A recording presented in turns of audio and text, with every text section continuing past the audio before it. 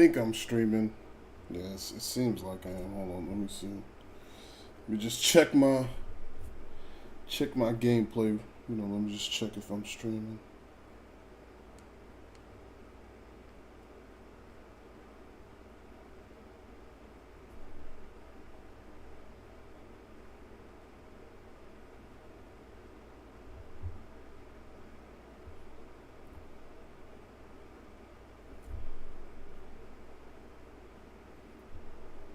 I think everything's good to go.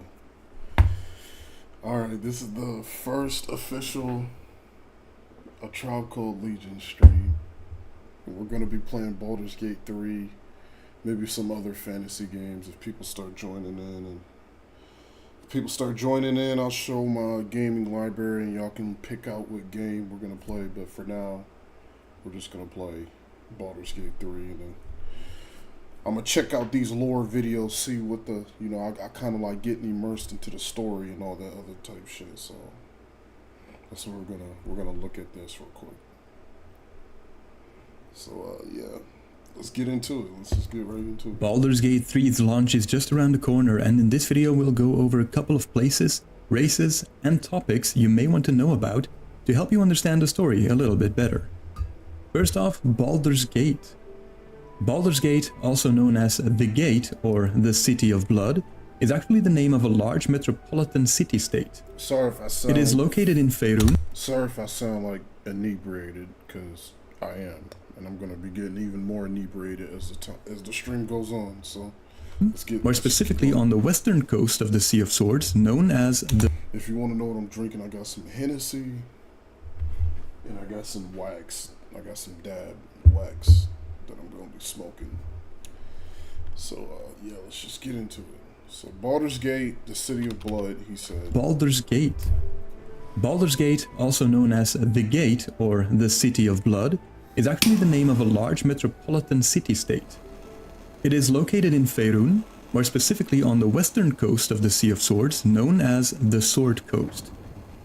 As one of the most prosperous and influential merchant cities on the western coast, it attracts all sorts of people, different races and people from different walks of life. The peace is kept by the Watch, along with a mercenary company known as the Flaming Fists, which is definitely necessary, as with all those different people there, some have said that Baldur's Gate is a viper's nest of schemes and schemers. To the outside eye, however, Baldur's Gate is an impressive sight, as mentioned. So it's like King's Landing from Game of Thrones, that's what it seems like. King's Landing sounds a lot like this. Minstrels have described it. It is like King's Landing is a place of schemers and people who always want to get up on you. Crescent moon wrapping around the Great Harbor. The region in which it lays is known for its abundance of drizzling rain, and despite its advanced water system mitigating most of this, it is still necessary to line the streets with straw or gravel to avoid slipping. One thing the Baldurians take great pride in is its inclusiveness, and despite its dense population and less savory folk that might be found, it is remarkably clean and safe for citizens and visitors alike. Well, that's one quality that King's Landing does not share. King's Landing smells like shit.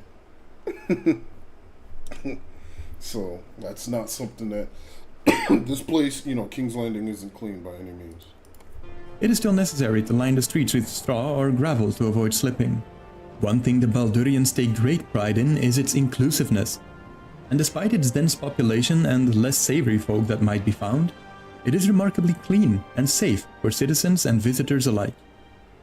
Despite the city's inclusiveness, there are 3 religions that dominate the city. For favor and safety at sea, the veneration of Umberlee has been a mainstay throughout their history. The favor of Timora was often sought for greater wealth and prosperity with regards to trade, gambling, and mercantile endeavors. Lastly, as continual expression of gratitude for the technological blessings bestowed upon the city, the worship of Gond was widespread, even beyond his temple and museum. Alright, so we've started with a little bit of backstory about the namesake of the gang, now to get into the content. First off, the Illithid. The Illithid, also known as Mind Flayers, are a race of sadistic aberrations feared by sentient creatures on many worlds due... Started with a little bit of backstory about the namesake of the gang, now to get into the content. First off, the Illithid. Okay. Illithid, also known as Mind Flayers, are a race of sadistic aberrations feared by sentient creatures on many worlds due to their psionic abilities. These creatures seek to expand their dominion over all other life forms, controlling their minds and feasting on their brains. Literally. If they're not feasting on their victims or mind-controlling them into their slaves, they are most likely keeping them to be inserted with one of their tadpoles. The tadpole makes its way through the eye to the brain and nestles there, slowly taking over the body of its host, a process known as ceremorphosis. The humanoid creature loses itself entirely in both body and mind, becoming a new Illithid of itself. Utterly arrogant, the Illithids believe themselves to be agents of order, seeing themselves as the supreme being, and all others as inferior and mere livestock to be harvested and used to their own design, whether that was as a slave, food, or a vessel. This arrogance even extends to their own kind as well. While not viewing them as generally inferior, they do generally believe themselves to be just better than their peers. The one thing they all have in common, and that is the Elder Brain. The Elder Brain is the heart of their colony, and consisted of the brains of dead Illithid. This Elder Brain had telepathic control over all Illithid from that colony. Quote, "One mind flayer sees ya, and they all see. One mind, one nasty, suspicious mind." End quote. Next on our list of important Baldurs. Okay, so these guys are like the. So I'm guessing that if you kill that brain, you kill all the Ithled in the like area, or like all the Ithled that the brain is controlling. So like that's their like trump card. They're like super powerful, but they have certain weaknesses that you can exploit. I'm super into like fantasy. Like that's probably one of my favorite genres, or like my favorite genre of video game to play, fantasy games, because they're just so unique and they have so many different stories, and I just love getting into a world and like its magic system, even though most magic systems are kind of the same. But like one of the things that I appreciate about like Larian, like Divinity is the game I just got done playing. That's why we're even doing Baldur's Gate, because I didn't even want to play Baldur's Gate until I didn't want to play Baldur's Gate until I completed Divinity. In Divinity, everybody has magic. Anybody can use magic. So it's not like this special thing that only a certain few are born with, and I think that's really cool. And I like in Divinity, a lot of things are balanced. So like you can be a super fast, agile, superhuman fucking like ninja rogue, and you can kill like the strongest of magic users because you're just that skilled at being undetected, and you outskill any mage that can kill you. That shit to me is so cool. And you can be a superhuman warrior that can just basically one-shot everything, including demons and dragons and shit like that. Shit is cool. Baldur's Gate 3 lore are the Githyanki. I like when things are like super balanced. I like when things kind of like even out. Even Dragon Age has that. You can be a superhuman, tank that can like bust through a concrete wall, or you can be a rogue who can jump 50 feet into the air. But like magic users, they can like summon fucking meteors and shit. So it all evens out. To put it simply, one nasty, suspicious mind. End quote. Next on our list of important Baldur's Gate 3 lore are the Githyanki. To put it simply, the Githyanki are space pirates. They're weird in the sense that they raid without discrimination. Good or bad, they don't care. It's what they do. But they are also the Illithid's biggest opposing force. Quote, "What would become of this multiverse if Githyanki didn't guard the astral plane from the Illithid menace? What would reality become if beings of thought ruled the plane of thought?" End quote. Now, let's backtrack it a little bit.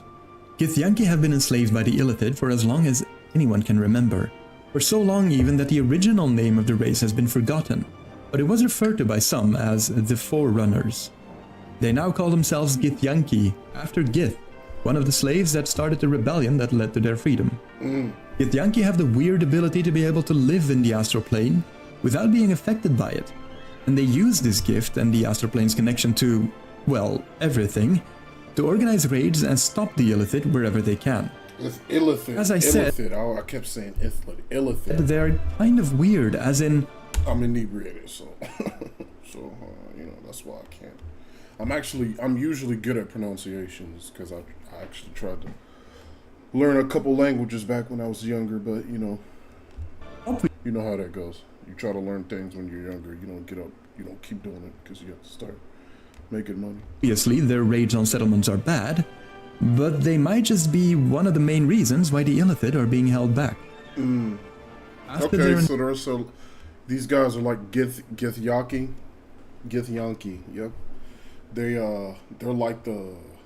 like a necessary evil. Enslavement ended, their leader Gith made a pact with the Queen of Evil Dragons Tiamat, and in exchange, the Githyanki are able to ride dragons, which aids them in intercepting the nautiloid ships of the Illithid. No fucking way. There's another group of Gith as well, but again, I have full videos on most of these topics if you want more in-depth knowledge, so make sure to check those out too. Now I want to quickly touch on the subject of the 9 hells as well, as you'll run into that as well. They can ride dragons. In the game.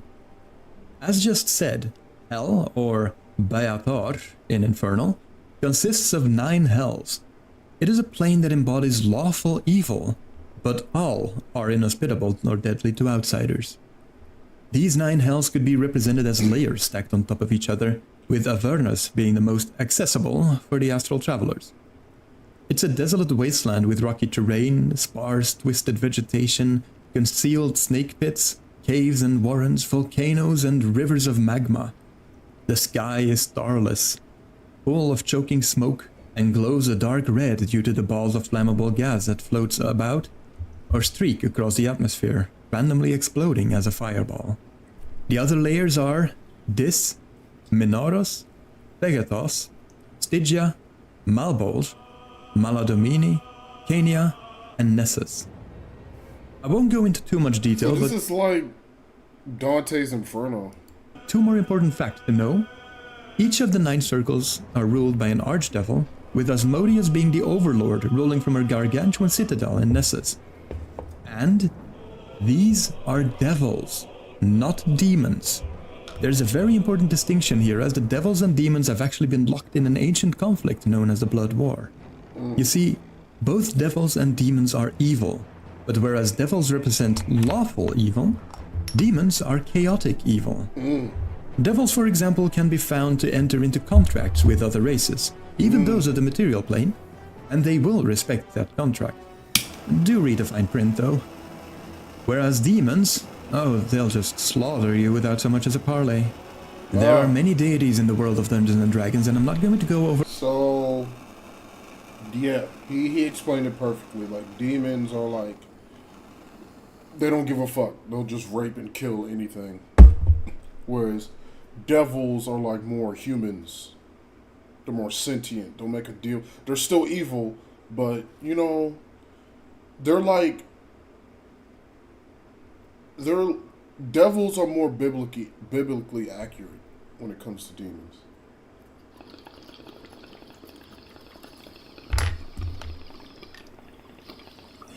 Like, not all demons want blood, fear, and destruction. They just, biblically accurate demons, they just want to turn humans away from God. They don't care, demons don't care if they win in the Bible. They just want God to lose. So they want to turn as many people away from God as possible. So they're going to give you certain boons, and they're going to they'll be like, hey, pray to me, turn away from God, and I'll give you unlimited wealth. I'll give you this, I'll give you that, I'll give you your greatest desires. Biblically accurate demons aren't these just, I want to kill and rape everything. That's not how biblically. So I see what they're doing. For all of them, but Shar is one you may want to know more about for Baldur's Gate 3. Shar is the Ferunian goddess of darkness and night, and the malevolent twin counterpart to the goddess of the moon Saluna. Not just the goddess of dark places, such as caves or the Underdark, but also of dark deeds, secrets, loss, and the ability to forget. The depths of Shar's evil were too extreme to be described by words. She is deeply twisted and perverse, a being of ceaseless petty hate and envy.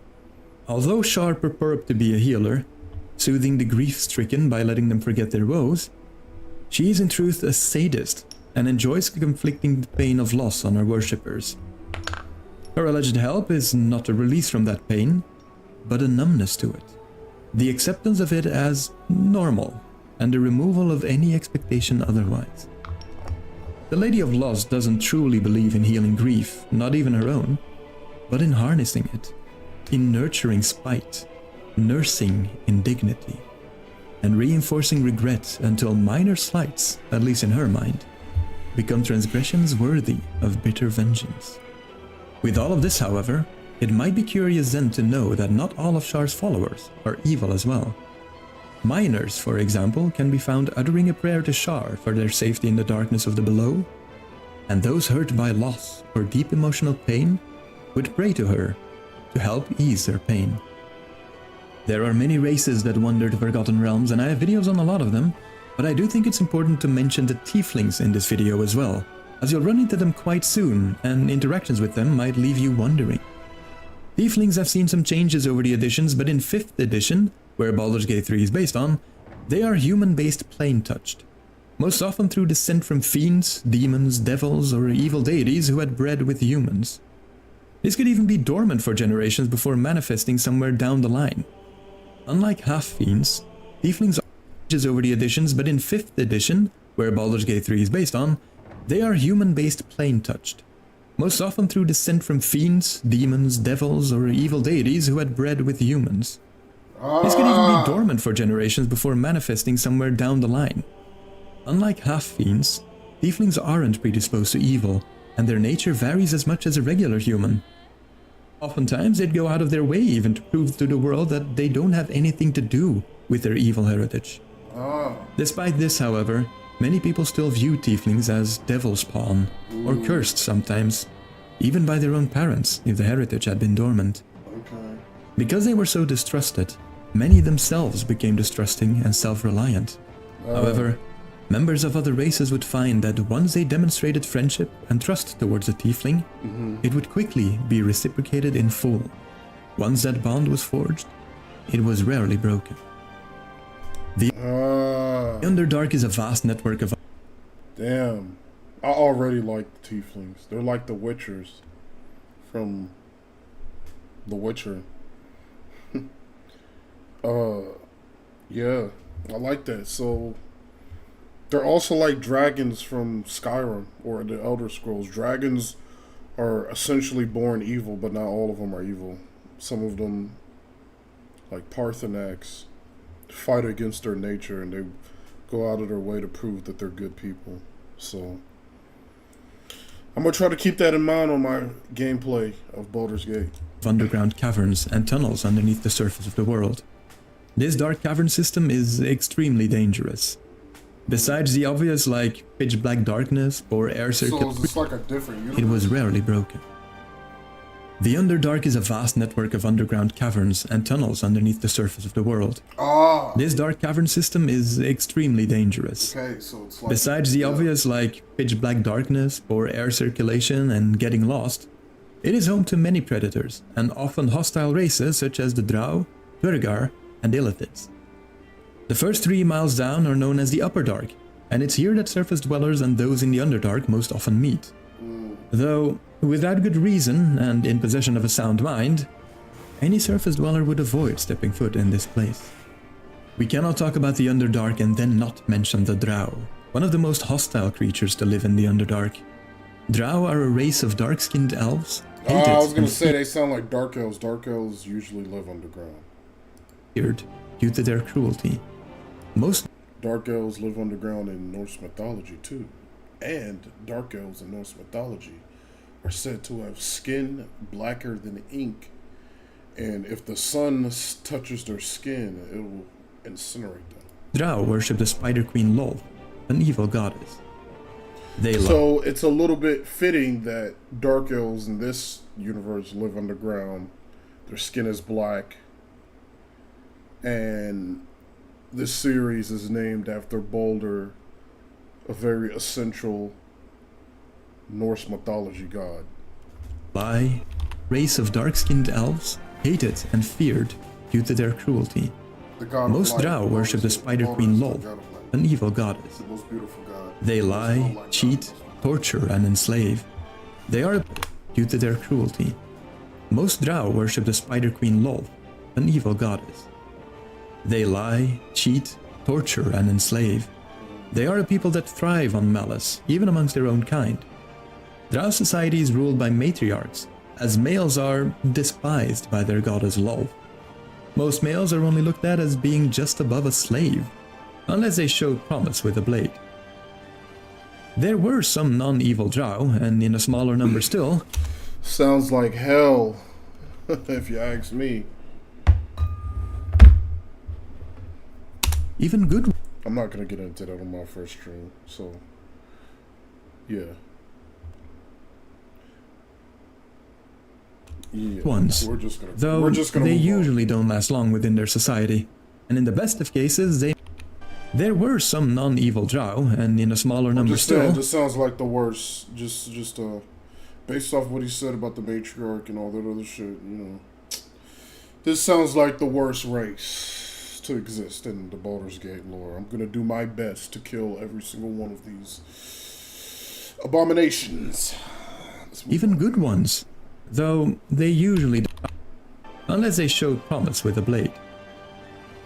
There were some non-evil Drow, and in a smaller number still, even good ones, though they usually don't last long within their society, and in the best of cases they make it to the surface world.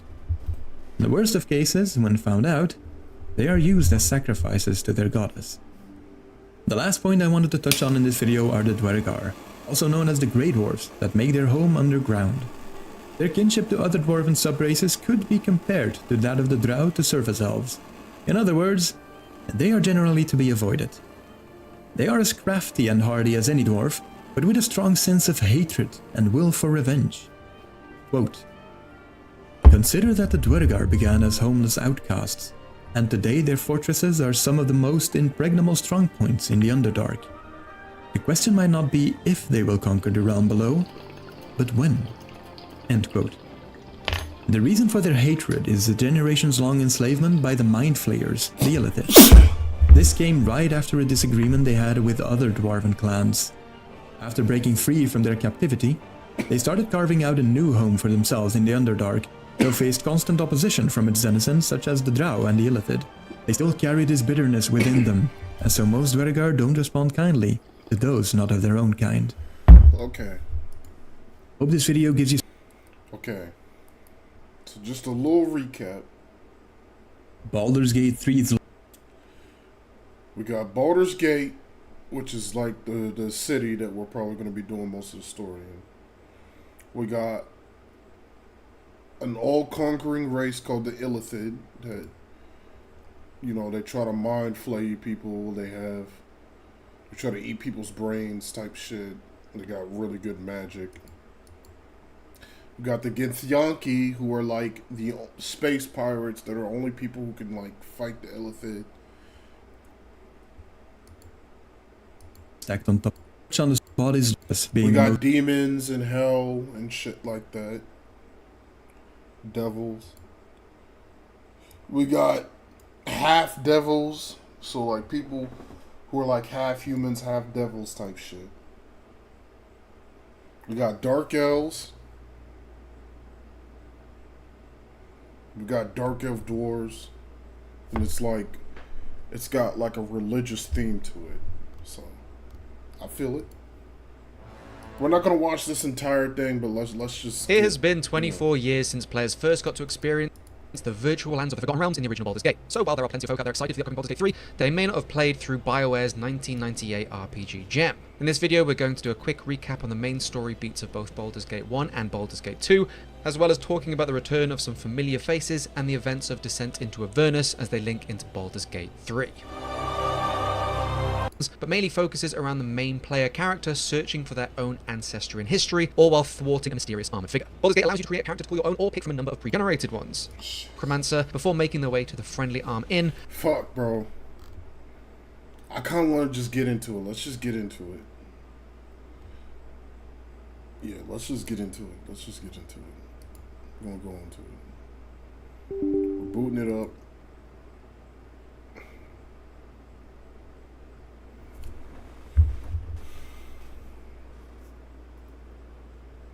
But I got like a gist of it. It's like I see the vision.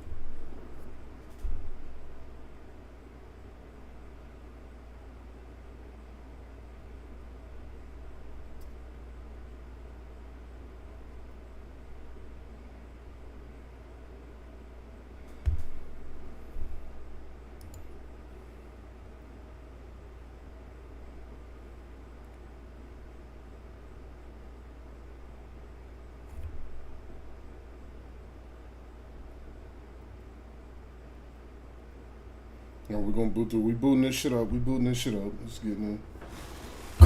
Alright. But for real, while we're waiting on this to load, I'm about to do my first shot on my first fucking stream. I know nobody's watching it at this point, but when the video gets played back, we're gonna,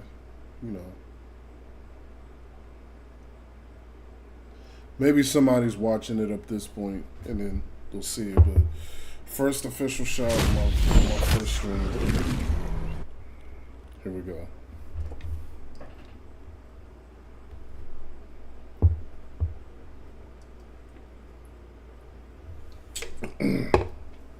Shit. We're drinking Hennessy.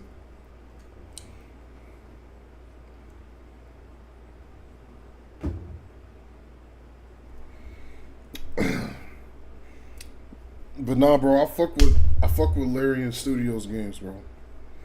It's like super nerdy. It's got a niche to it.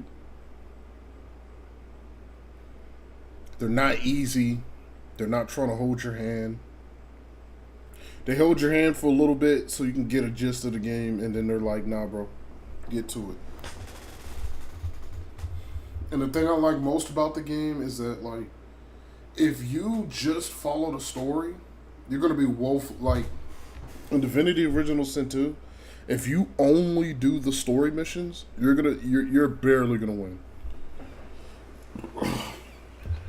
You would have to do story mode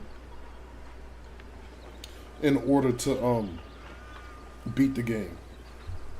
I don't think you could beat the game on the balanced or tactician difficulty without doing basically all the side quests. Because there were points in that game, I basically did all the side quests when I completed Divinity Original Sin 2. And there were some fights that I barely won. I was literally like, I had to look up. I had to look up how to win. So sorry. Okay.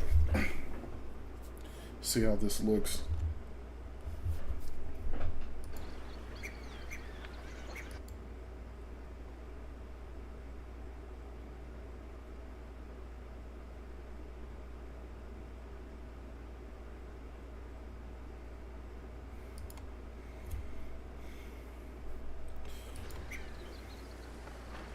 I think I started recording. Hold on, okay. Hold on.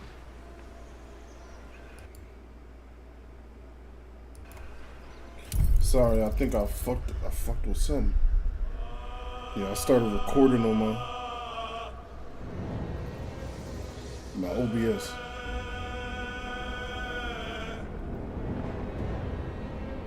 Okay, everything's good now. We're good. Alright, let's get into it.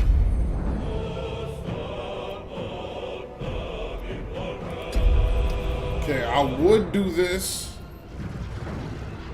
because I already, I know how to play Larian Studio games, but I don't know the specifics of the game. This is my first time playing the game, and I'm drunk as hell, so I'm not going to do it on that, but we're going to do it on balance.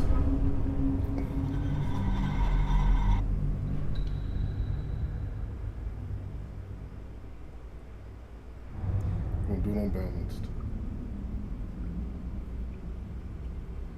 Those are the illithids, that squid nigga on the fresco.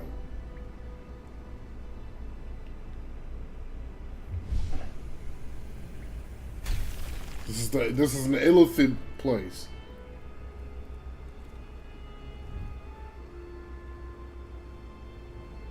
See, I'm glad I watched that video. And she's a Githyanki.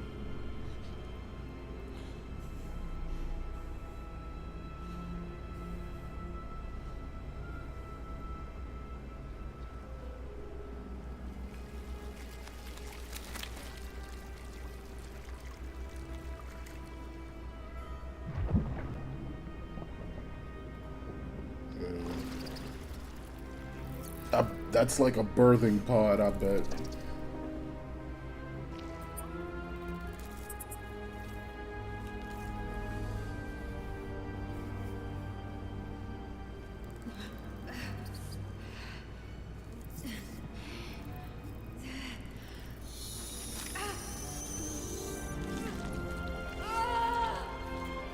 Ugh. I'd be freaking the fuck out. I'd be freaking the fuck out. He's got telekinesis. I'll bite that shit. I'd bite that shit in two if you put that shit in front of me.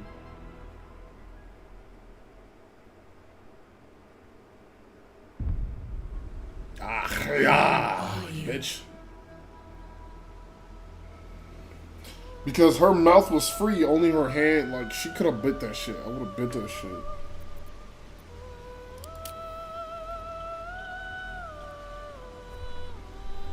Okay. I'm gonna go with one of these characters, because I did that in Divinity, and to me, not playing as a custom character just isn't the same experience as a character with his own story. So we're gonna do this.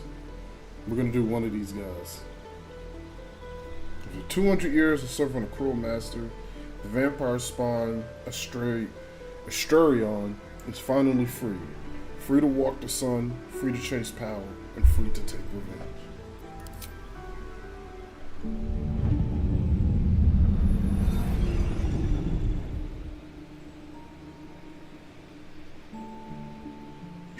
Darling, don't be shy. I promise not to bite until we've been formally introduced. My name's I'm about to drink the rest of this hit. I'm gonna drink the rest of this. and I've spent a century stalking the night, hunting for pretty shots left. I'm gonna drink the rest of this Hennessy. like you. When we're A done man creating our called character. Cazador made me what I am, kept me like a pet, forced me to do his bidding. No more. The Tadpole's influence broke his dominance over me, and now I can finally pursue the one thing I've hungered for these long, dark years. Revenge. I'm going back to Baldur's Gate to track Cazador down in his lair. I'll be the last thing the bastard ever sees. So he wants revenge on the dude that made him into a vampire. So he's an elf, a high elf. This is the girl we saw in that cutscene. Lae'zel was raised ready for a life amongst the stars, mercilessly conquering the cosmos as a Githyanki soldier. Grounded, she must deal with the world she doesn't understand and find a way to serve her people in a plan that despises her militant king. Yeah, because they said that the Lae'zel aren't much better than the Illithid. They're space raiders.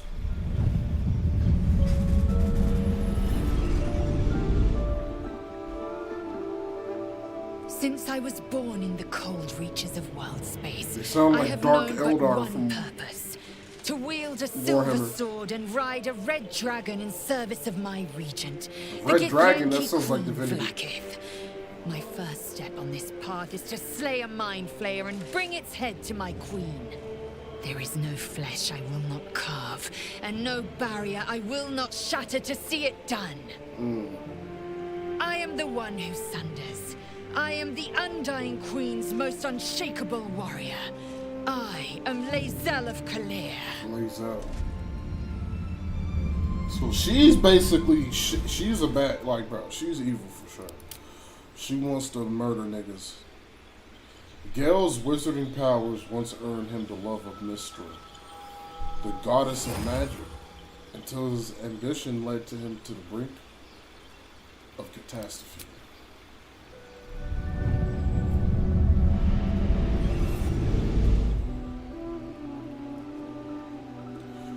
Well met, Scrooge. You find yourself in the presence of the renowned wizarding prodigy, Gale of Waterdeep. Please, no need to be intimidated. My virtuosic talents once caught the eye of the goddess of magic herself, Mystra, who named me her chosen and her lover. Thanks to a slight miscalculation on my part, that relationship eventually soured, as did the greatest of my powers. He was breaking Now her back. I'm merely a humble wizard on the road to redemption. Divinely backbreaker. Unless I can find the path to something greater.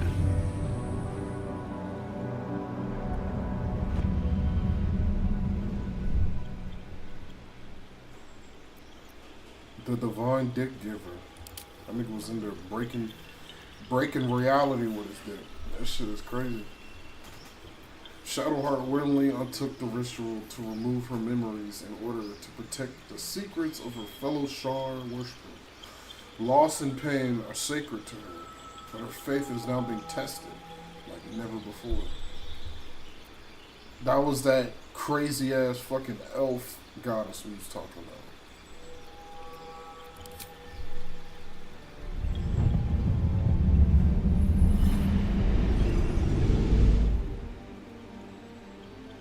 My name is Shadowheart, loyal servant of Shar, goddess of darkness and loss. There is little more I can tell you than that. My Lady Shar tasked me with a mission of such secrecy that I surrendered great swathes of my memory in order to safeguard the knowledge of it. All I know is that I must bring the artifact I hold to Baldur's Gate, and that nothing can stand in my way. My goddess is watching. Why would you serve this bitch? She's literally she literally said, they literally say she was evil. So we got two humans. One black, one white. One of them's a wizard, he's a warlock. He was a warlock. Known as the Blade of Frontiers, Will uses his magic to fell the monsters and devils menacing the Sword Coast. In a moment of desperation, he accepted an offer of greater power, forcing him into an infernal game he is struggling to play. He probably made a deal with a devil. Or a demon or something, whatever. 7 years ago, I was exiled from Baldur's Gate, the city I call home. My name is Will, but the people of the Sword Coast call me the Blade of Frontiers, champion of the meek, defender of the innocent. So this nigga can fight. The truth isn't quite so simple, but they're right about one thing. I hunt monsters, and I always catch my prey.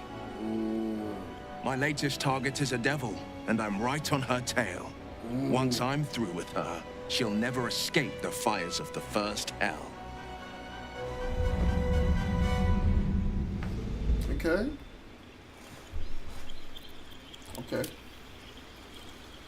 Maybe he's looking for this bitch. She looks like a devil. Karlach, she's a tiefling. Yeah, so she's one of these people who's like a half human, half elf, or half devil. Karlach escaped from years of service in the hells with nothing but an axe on her back and an eternal injury blazing fiercely where her heart used to be.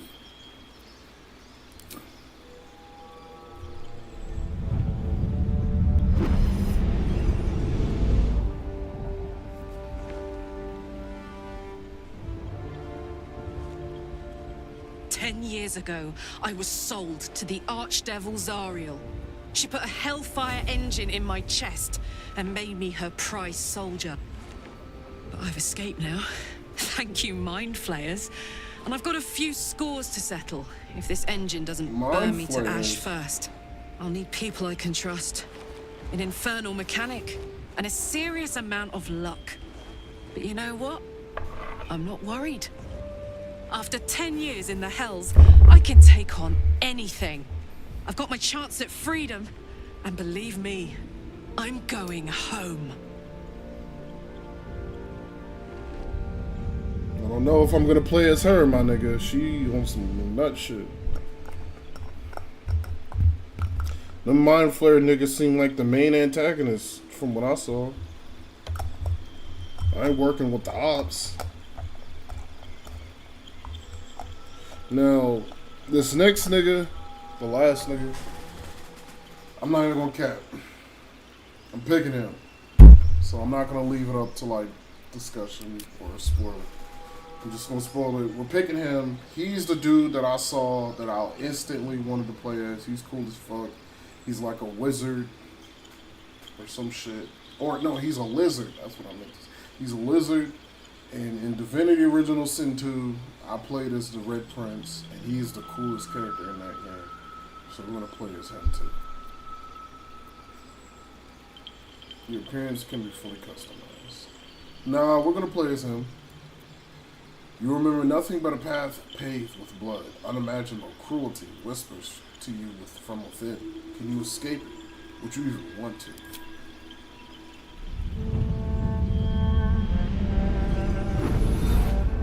Of course, nigga. Pain and misery. I don't want that. Rancid no matter how evil whispers to me, kill, kill, and kill again. My ruined body yearns to reap death in this world. And when this foul urge calls, it possesses my whole being. Injured beyond repair. I know nothing besides this. I must resist the dark urge, lest it consume my mind. I must discover who I was and what happened to me before my twitching knife hand writes a tragedy in blood.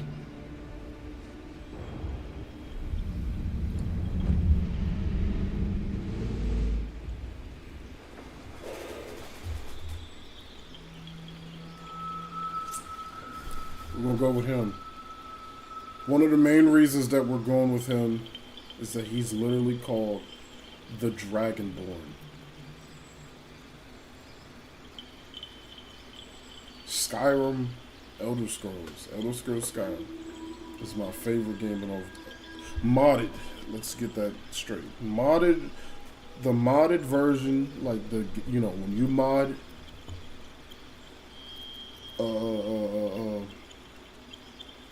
Skyrim yourself, that is the best game of all time. Where to next? What was... Let's hope the locals are friendly. Hells, something just woke up down here. Be wary. This place is trapped. We'll use his canon voice. Yeah. Hold on. Yeah.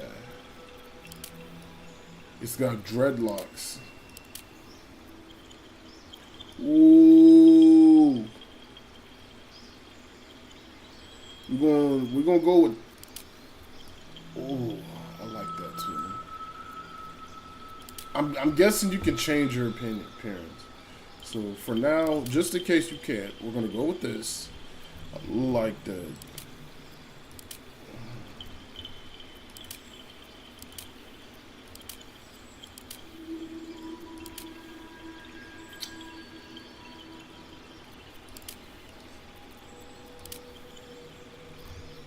That's drippy.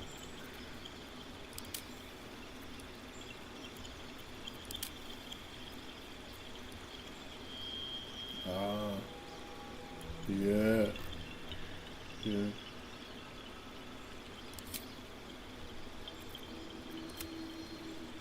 Yeah. Oh. Oh. Blue, blue, blue, blue, blue, blue, blue. Blue. Where's the blue? Ooh. You can give me bluer. Give me bluer. Give me bluer. Yeah. Let me see. Ooh. Give me white blue. Ooh, ooh, ooh, ooh, ooh, ooh. No, no, no. I want to be white. I want to be the white dragon, whatever you are. I want to be your canon thing. Give me... We can customize it later, I'm guessing. Let me get his canon shit.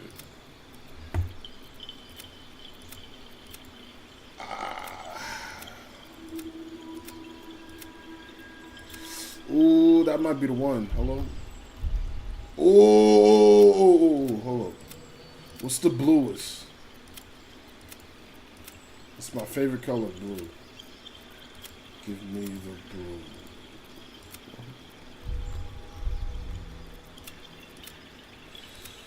That's not blue for me. That's blue.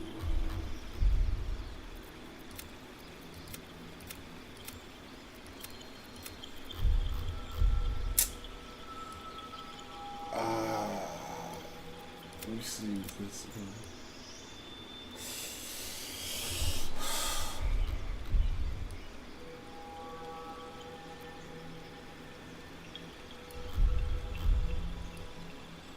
We can change it, I bet. I know we can change it. I'm sure we can change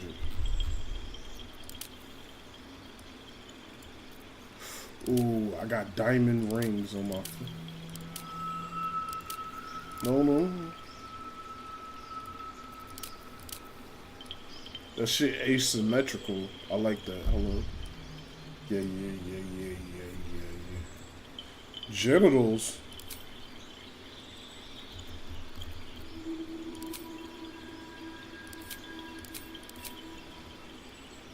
Man, nigga, I'm a man. What the fuck?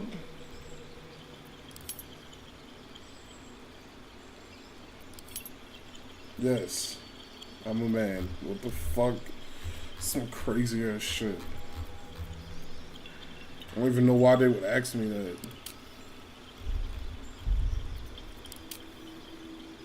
Damn, they fucked up. Okay.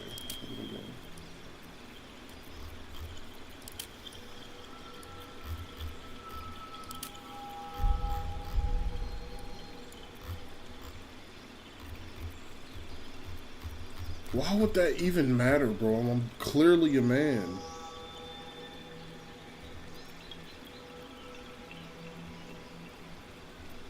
Proceed.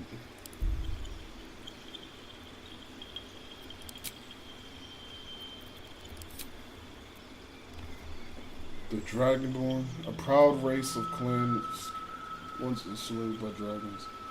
They strive to be self-sufficient, not want to be beyond even the gods. It's cold as fuck. Now, honestly, I would choose the red dragon because I would want to make a red prince, but we're not going to do that.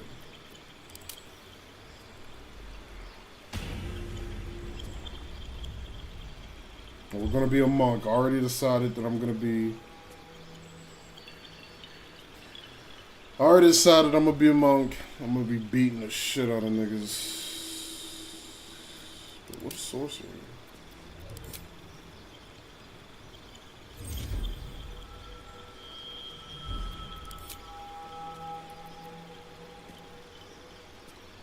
From gift or bloodline. Okay.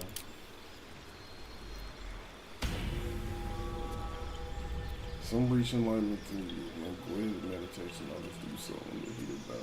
Must manipulate key to empower their own strikes and debilitate their foes.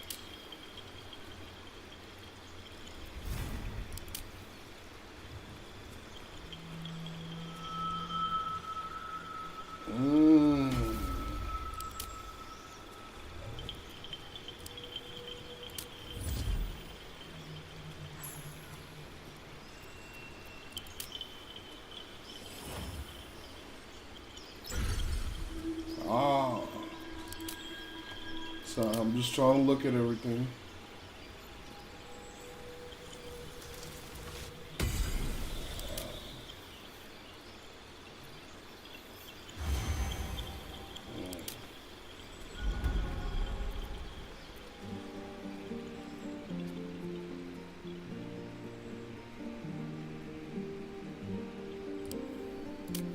That's crazy.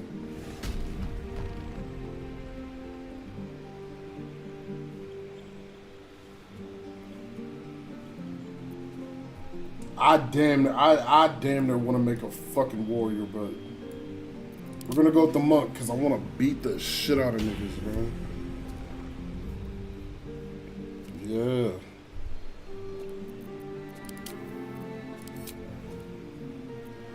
Let's just see what all this shit.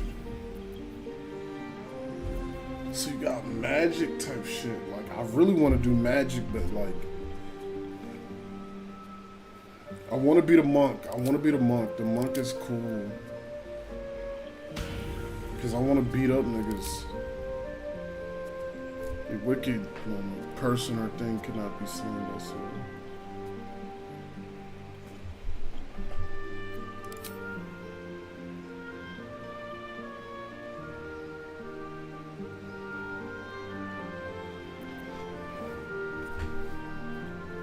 Let me see. We already got like a monk build type thing, so let's see if I'm building this thing right.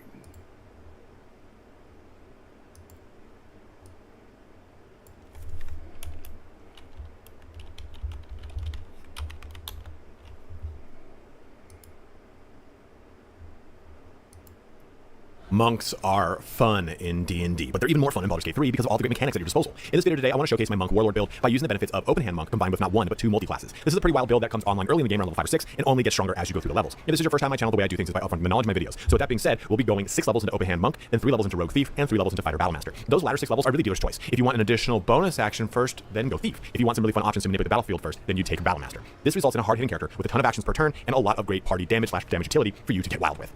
The nice thing about Monk 2 is that the gear you find in the game for them only makes them stronger, and it's easier to socket them into a party, as any gear they share with someone else isn't as compulsory as most other options, like say the necklace that sets your constitution to 23. You can swap it out if you want, or take it. But that's the entire gist of this video. There's more nuance to certain feat selections and items to make all this come together, but if that's all you wanted to know, please feel free to just simply shut the video down. You can also navigate to any part of the video that interests you the most using the chapters in both the timeline and Look, hurry up, bro, you yapping. Everything when it comes to a single player narrative game. Please choose the race that makes sense for you. Don't get stuck up on whatever the internet says. Who gives a crap? You're playing the game, not them. But with that being said, I'm going to go through some of my top picks here for the monk class that I've created. One thing I do want to talk about just real quick up front is the half orc. Half orc you might think is a really good one because of savage attacks, but just please keep in mind that this says when you land a critical hit with a melee weapon attack. I'm not using I'm not using monk weapons for this build. You can, and if you do, savage attacks will work, but it does not work with your fists. You know what a mod that changes that, but we're not using that right now. Relentless Endurance is also very good regardless. If you reach 0 hit points, you regain 1 hit point instead of being downed. Originally, I had built the class around this one, but I forgot that Savage. And I like the Asmodeus Tieflings. Yeah, I want to play. Other great options are like. Thing here with Monk is the unarmored focus, in my opinion, and to add just a little what you take. Those are a great way to levels into halflings, dragonborn especially too, because they get their breath attacks. Those are a great way to add just a whole nother type of elemental damage into the build. Very fun regardless of what you take. Into our class, starting off, it is going to be Monk. We're going to take all first 6 levels into Monk, and with that, we'll talk about some class features here too. Okay. We have, of course, the Flurry of Blows, which is going to be our bonus action to add just a little bit of damage. But one important thing here with Monk is the unarmored defense, right? So with Monk's unarmored defense, we're going to get our Dexterity modifier and our Wisdom modifier thrown into our armor class. That's going to be crucial because we're going to focus on Wisdom in this class. I'm not doing a Tavern Brawler Monk build. If you want that, you would just swap in the Strength, but I think everyone does those, and they're just pretty boring, and they trivialize the game in my opinion because they're just so fucking strong. You get dexterous attacks using your dexterity. I'm pretty sure we can rebuild, so we're not going to do that for now. But I want to be more like agile. I want to be fighting niggas instead of your strength. And death strikes here to deal an additional bludgeoning damage with monk weapons. And lastly, bonus unarmed dexterous attacks using your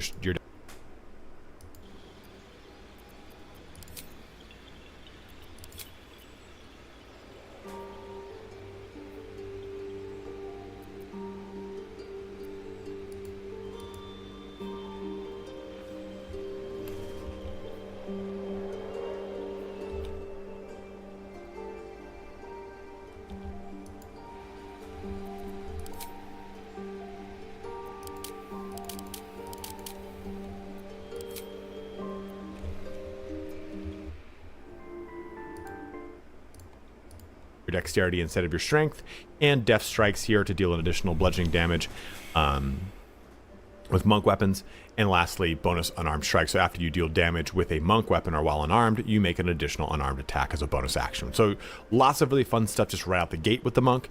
For your background, like I always say, please kind of make a little role play for your character. Is this a street urchin that kind of comes around and becomes a monk? You know, a former criminal?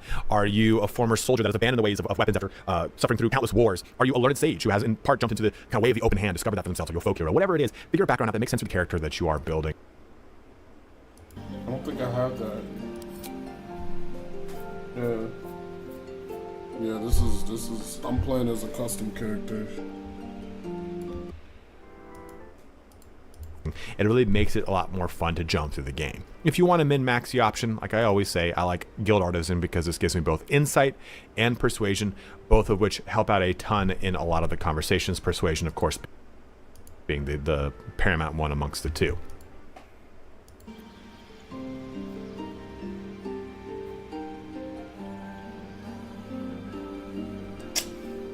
I would rather have persuasion, but we'll get that. I think we can get that up.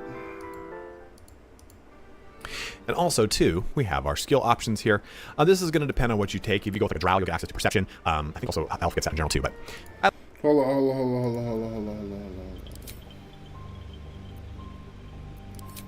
Yeah.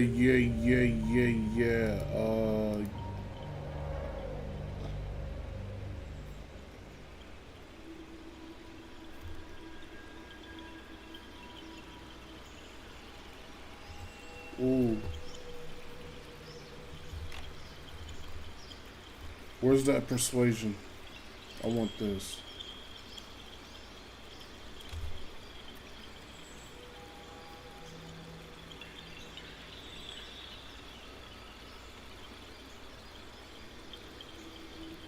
I want to do persuasion though. What happens if I do that? Okay, never mind. Fuck.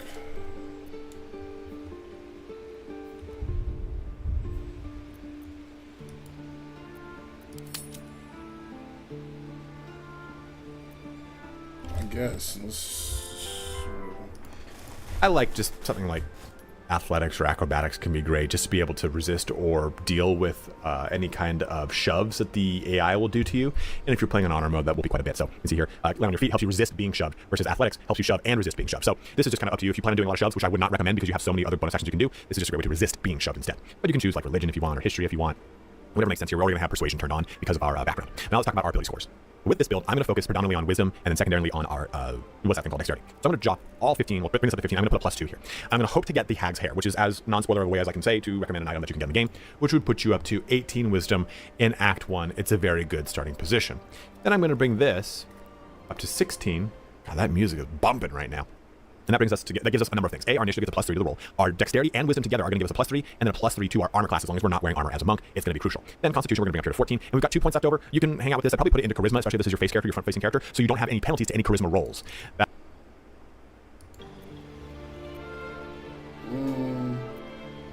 Damn, it seems like they already got it done.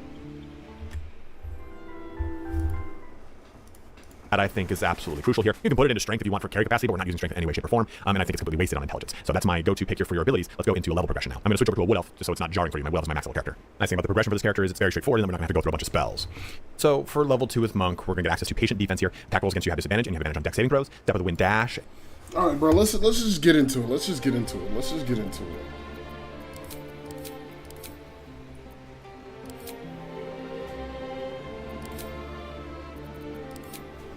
just get right into it.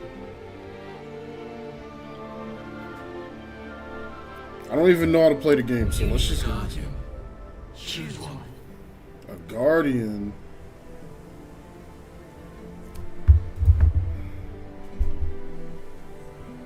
Damn. I don't even know what to fucking do with that. Hold on. Let me just see. And step of the wind. Options at your disposal. We'll look at that.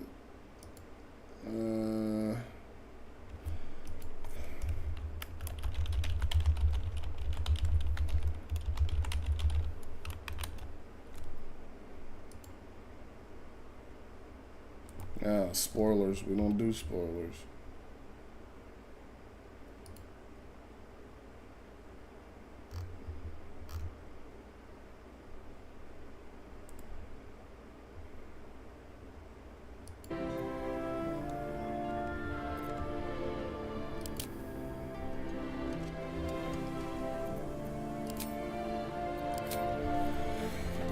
A guardian.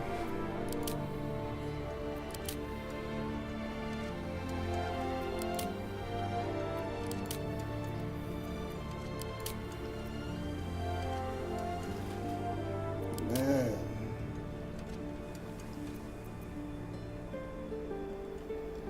Dude. Let me look up, do I really need to like be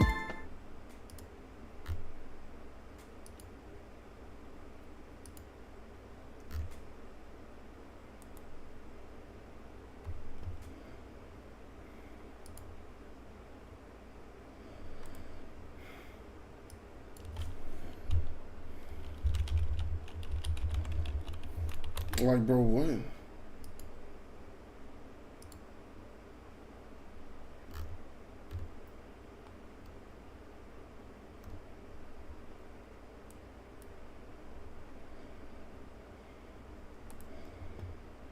Shit. Alright, we're gonna make like a... So you can't... I was gonna make a red prince, but...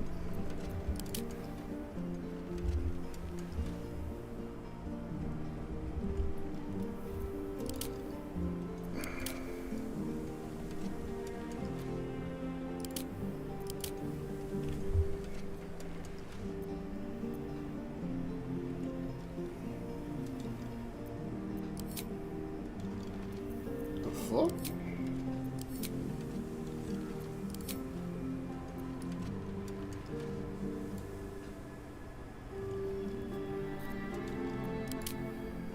Ooh, we're gonna make a goth dummy mommy.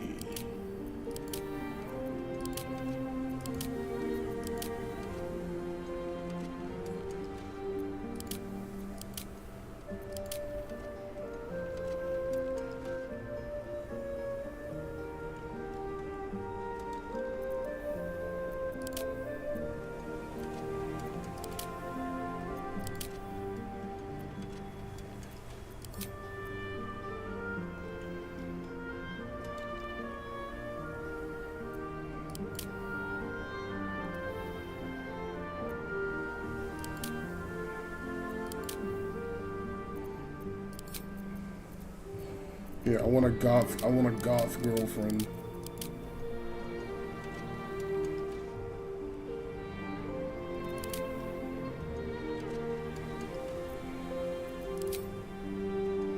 Yeah.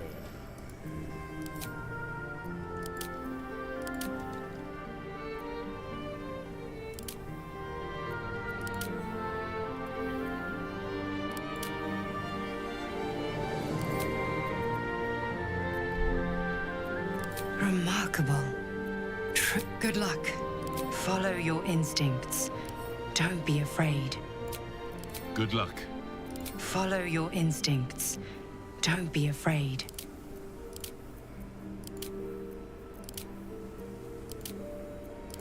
I want to make her Asian, but we'll just get with the cutest.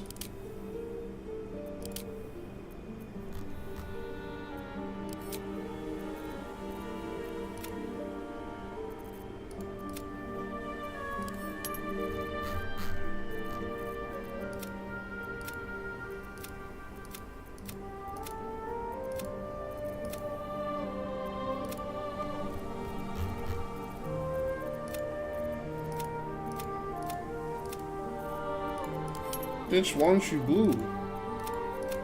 Yeah, there we go. I want to make you blue.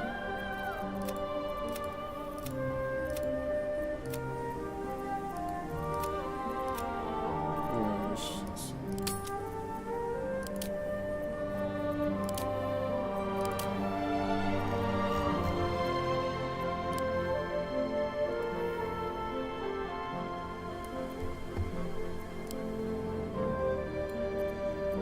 Good fucking song. Yeah, you definitely need freckles. Yeah. Yes, freckles.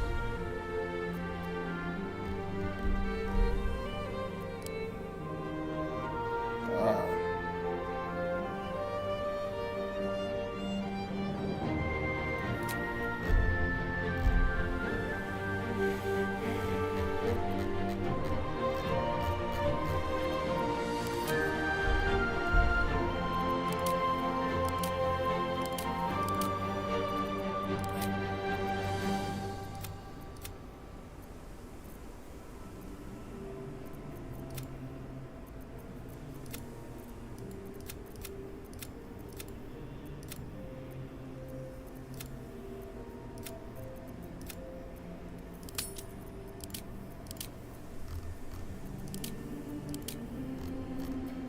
And we want something like unique but subtle. A little bit subtle. I want it to be subtle. I don't want to be all over her face.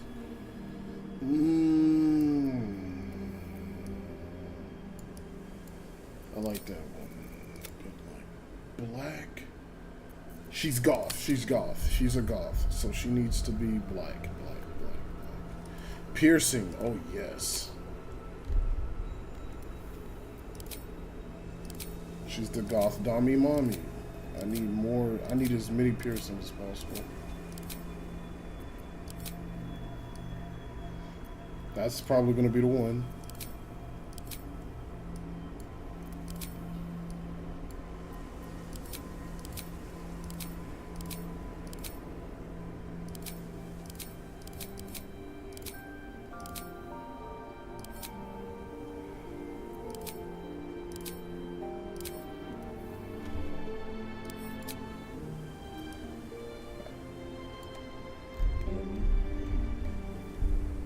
Yeah.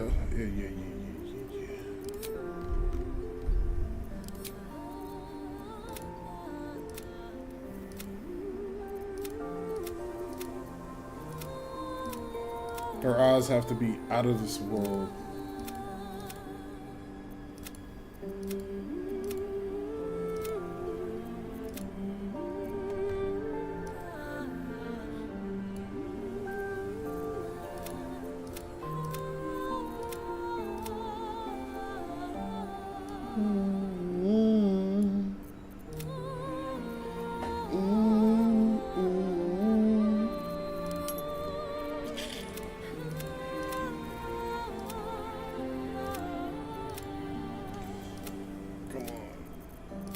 Give me something a little bit blue, sonic blue.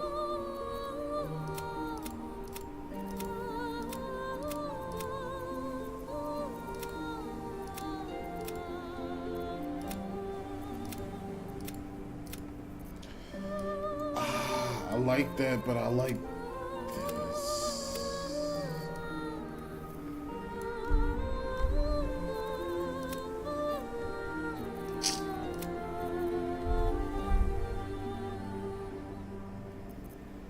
We're gonna go with that.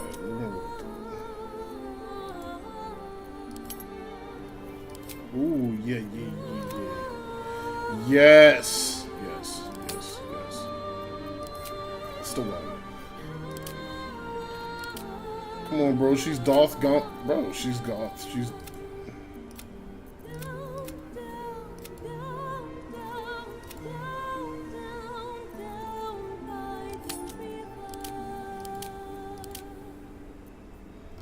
I need the Egyptian eye.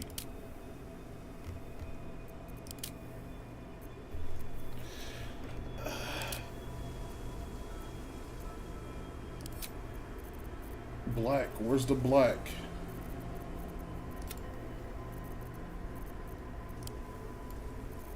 Yeah.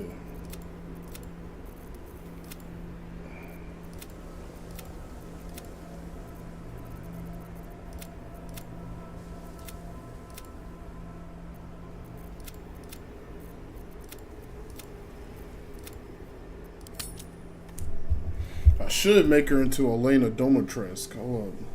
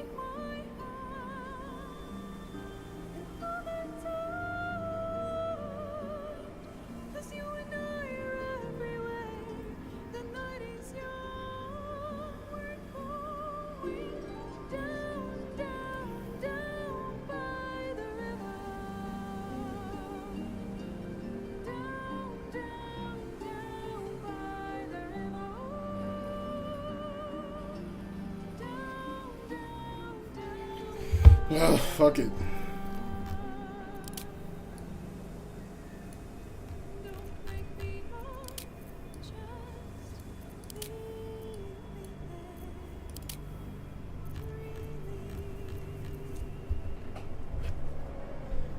Goth girls be having like short hair sometimes.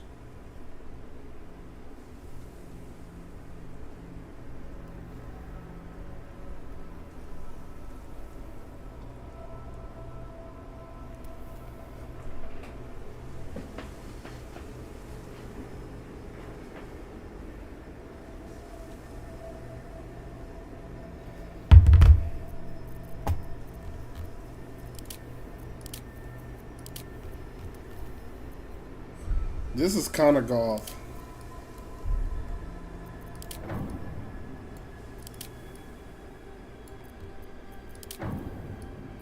That's pretty goth.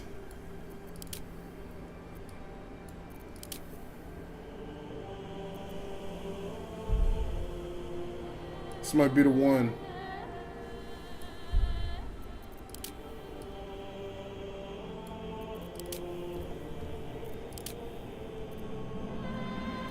That's really goth.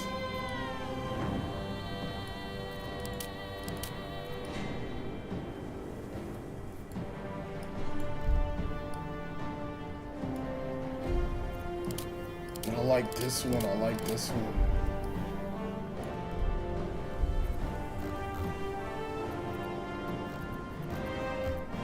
I'm gonna go with what I like. I'm not gonna do all this. Ooh. I like that too.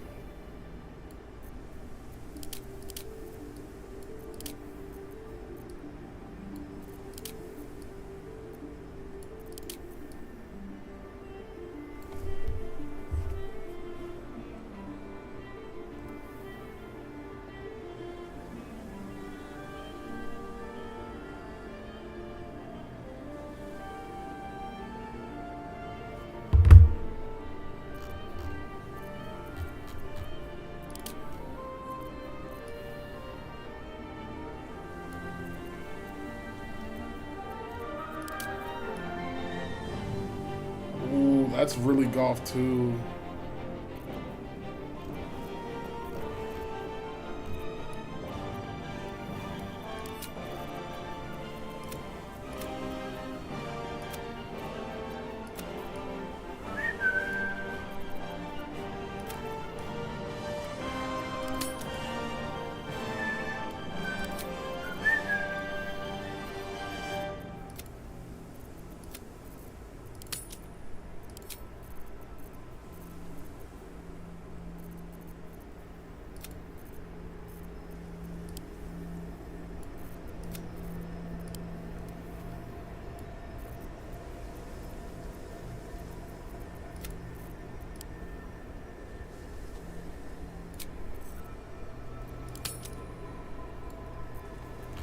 Bro, I'm spending too much time on this, bro. I need to choose.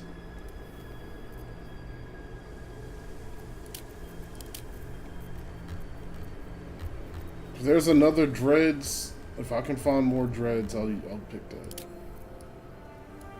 Dreadlocks, Gorgon.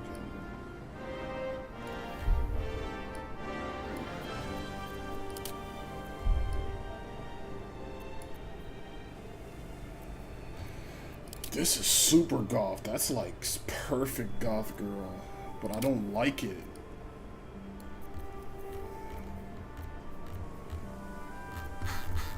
Give me some more dreadlocks and I got you, bro. Oh my god.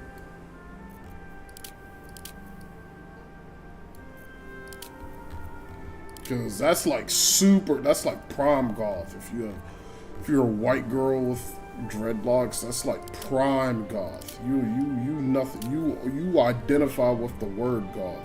You created the word goth. I kind of like that. Yeah, let's go with that. Bro, women don't have fucking facial. Are you kidding me? Longhorns. We don't have longhorns. Yeah.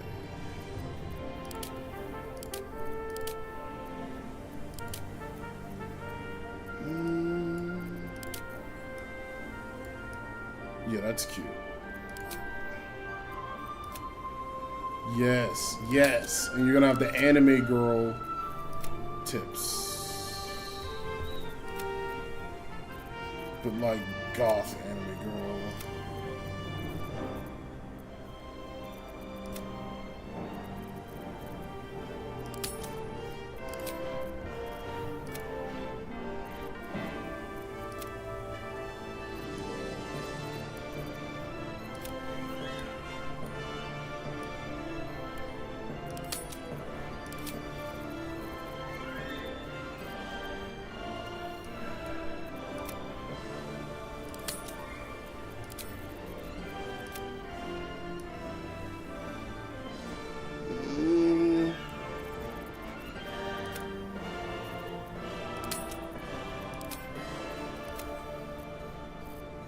Why can't I make them hoes black? I want to make them hoes black.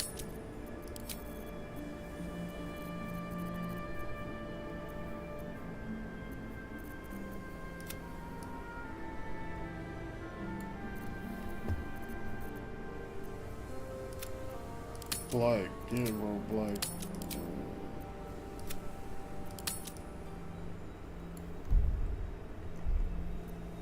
We gotta go with that, bro. I can't keep. Yeah.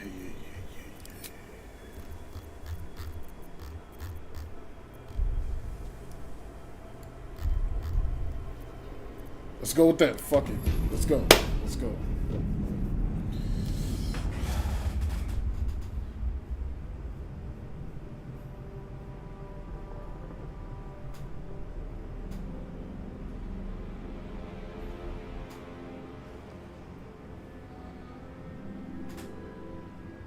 These niggas dead?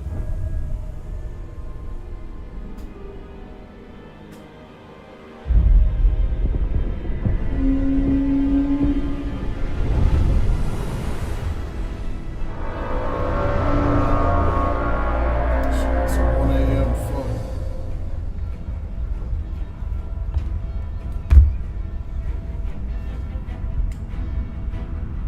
I said I was gonna drink the rest of this Hennessy, but I'm kind of fucked up right now, so I'm kind of want to save it for tomorrow when I make like a video. We're gonna drink a little bit more. Unless you hear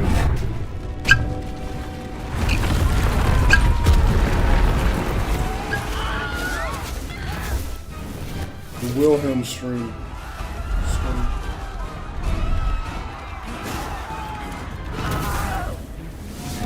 I spent way too much fucking time trying to customize that, bro.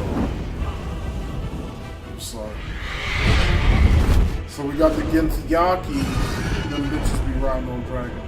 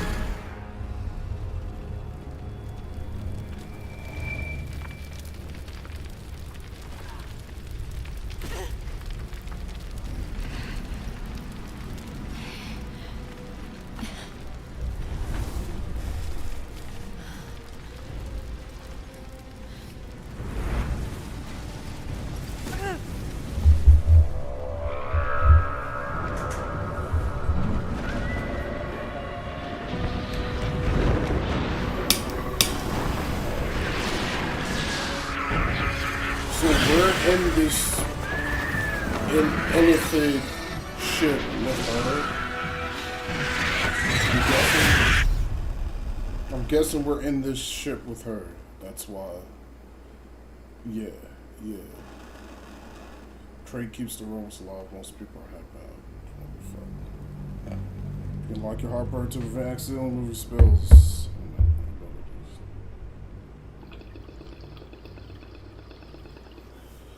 You cannot target enemies in the darkness and fat clothes unless they are very close to you.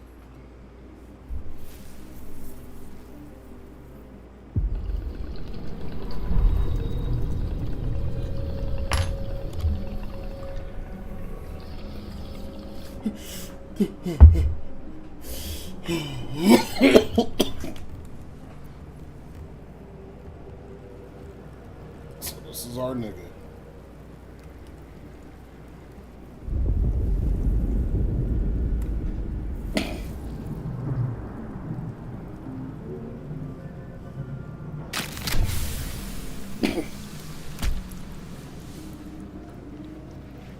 Oops, looks like I wasn't supposed to see that.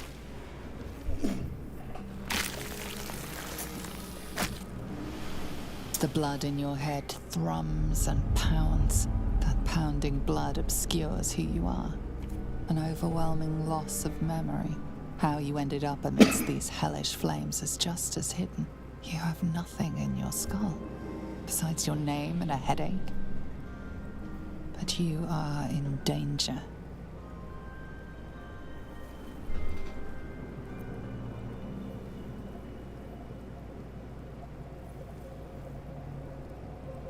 The dark urge. Whatever that is you. You will claw back the truth. But first you have to claw your way out of here.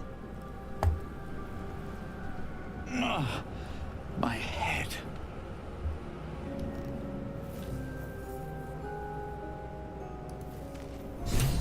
Might still be stuck inside if we hadn't been attacked.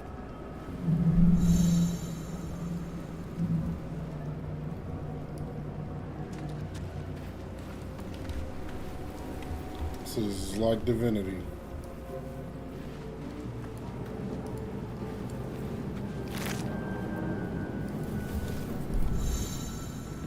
You can always refocus the camera right home.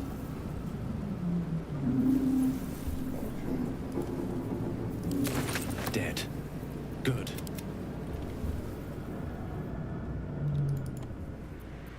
Nothing hurts anymore. Still in control. Just.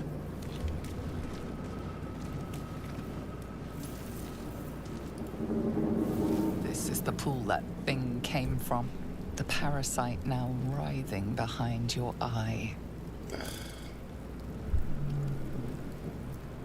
Investigate. Some dialogue options require a skill check, a dice roll that must meet or exceed the target number. Your character skills add a bonus to this roll.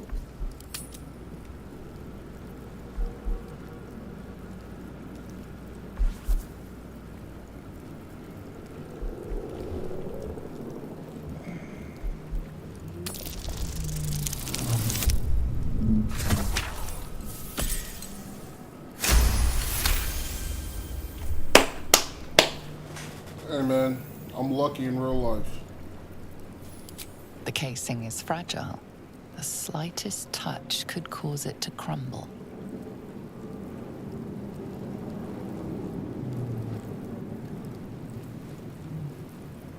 Shit, there's nothing else to do. Fuck it.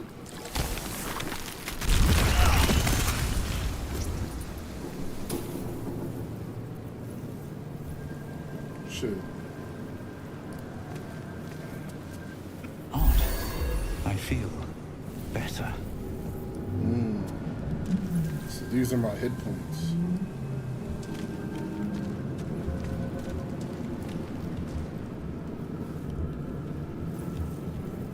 Let's Someone else got out. the Githyanki Not girl. everyone made it out alive. A I'm gonna make sure everybody's here. I'll play as a good guy. I'm gonna try to fight against my demonic urges. Might be other survivors.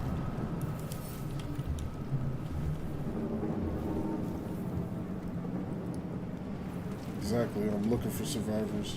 To save them if I can.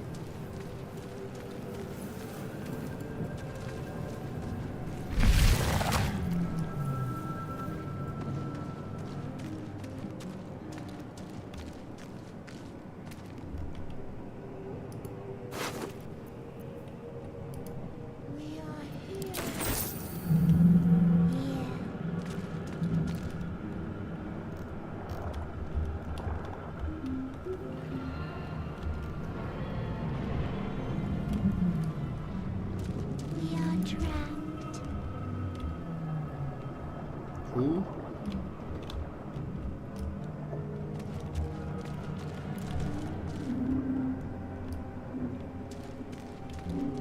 Who's talking? I think it's the... Oh, it's the... Very well.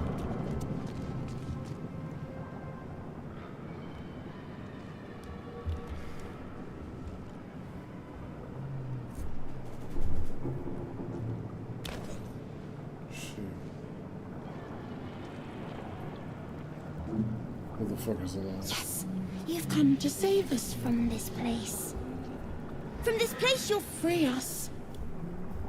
The exposed brain quivers in expectation. Please. Before they return. They return.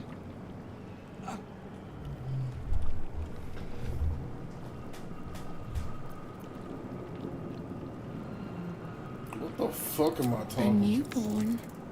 Born new from this husk. You know no creature like this. One that is more brain than person.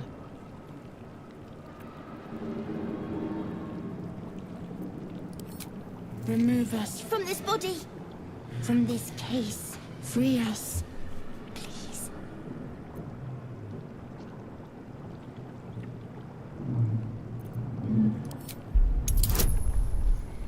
I got dexterity type shit.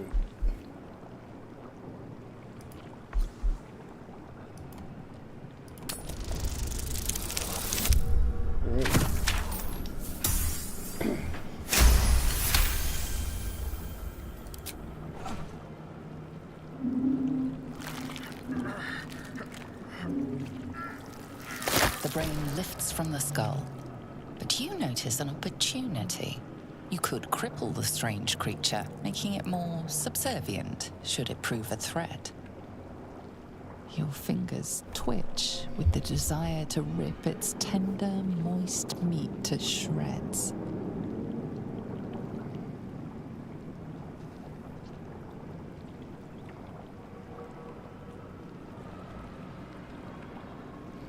I'm like, ah.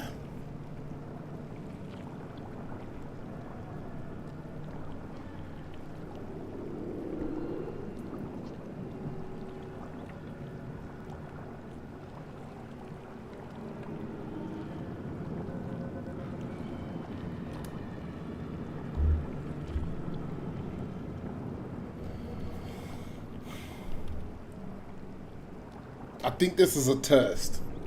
And it's like, it's trying to like scare me into like fucking with this thing. Your fingers twitch with the desire to rip. Just spare it. We're gonna spare it.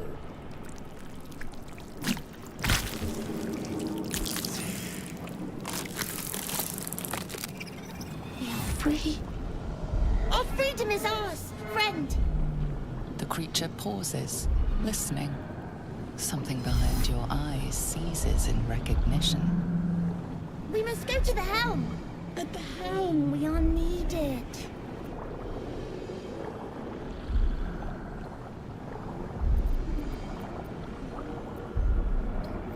What's the The brain hell? tenses, as though querying an unseen advisor. Do you not hear it? We will not survive here. We are needed to navigate. We are needed. decided to leave this realm.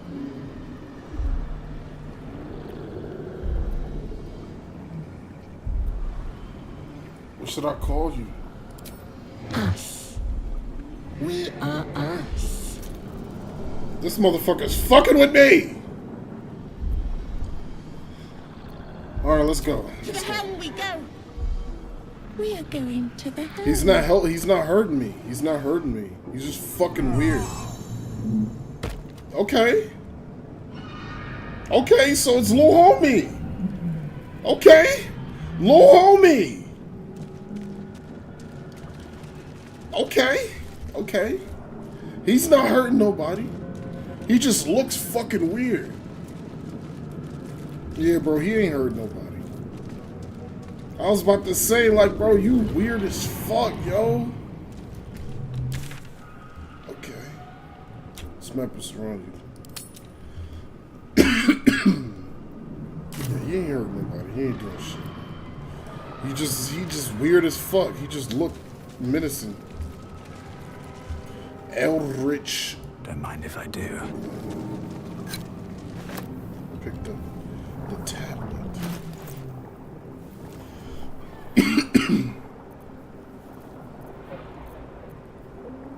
What was it? A tablet.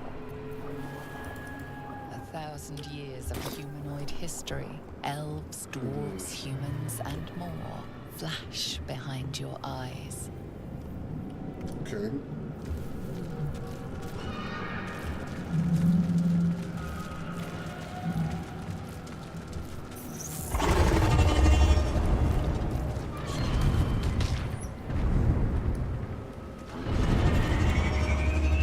So, okay. Okay.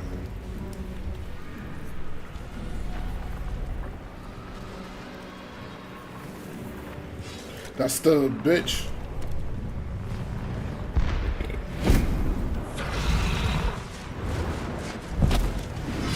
Abomination. This is your end. Your head throbs and your skin tingles. Visions rush past. A dragon's wing, a silver sword, and a flash of your face seen through the strange woman's eyes. Oh. My head. What is this? Skvar. You are no thrall. Vlaakith blesses me this day. Together, we might survive.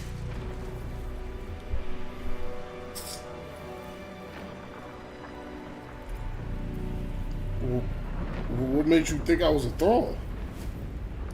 We carry mind flayer parasites. Okay. Unless we escape, unless we are cleansed, our bodies and minds will be tainted and twisted. Okay. Within days, we will be Geich, mind flayers. Ah.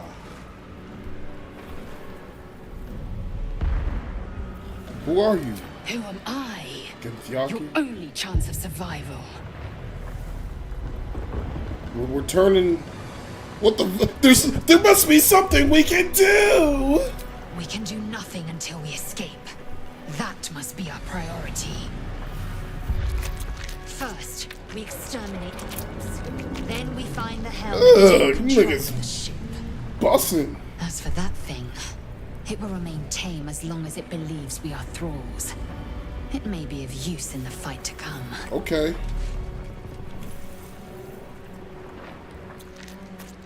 That's little homie. He wasn't doing nothing. He wasn't hurting nobody. Hey, bro, this bitch interrupting our meal. Get ready to fight. Combat happens in rounds, and each participant gets a turn to act. The game pauses around you during combat, so you have time to plan your actions. During your turn, you can move, take an action. Take a bonus. Show you bonus actions. The green shows your actions, the orange shows your bonus actions. So, your primary. So how do I know?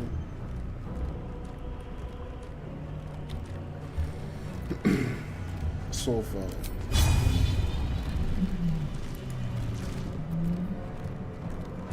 Jump. Okay.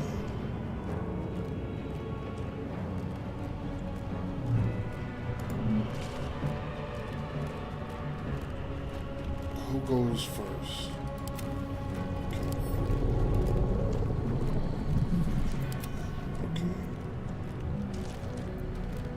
Another fight. Let's go. Let's just get light on my feet. Okay.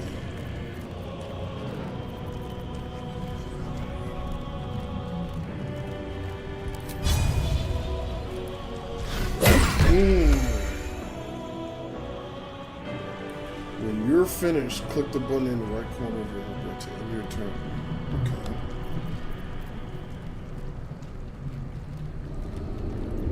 Can I beat his ass? Not enough. How do I know how much action I have?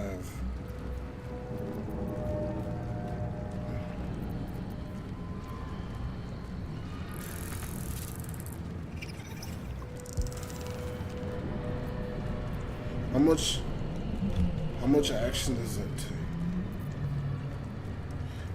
Dip your weapon to the surface and onto the surface and answer if you want to do it. Okay.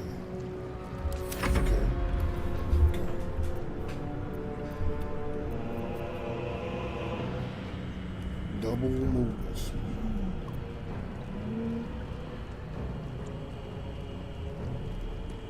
Oh, okay, I gotta watch this shit. Okay, this thing tells me how much. Okay. If I do this, this is my entire turn.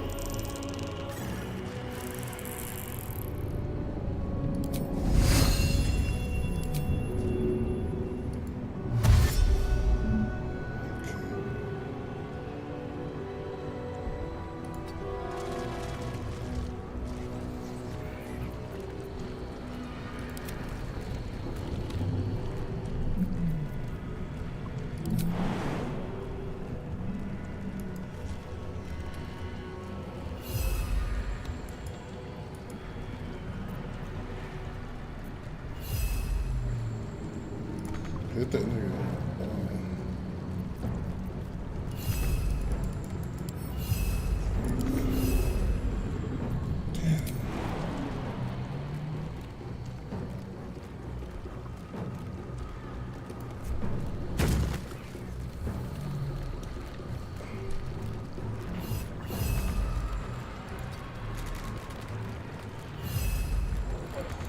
I will ascend.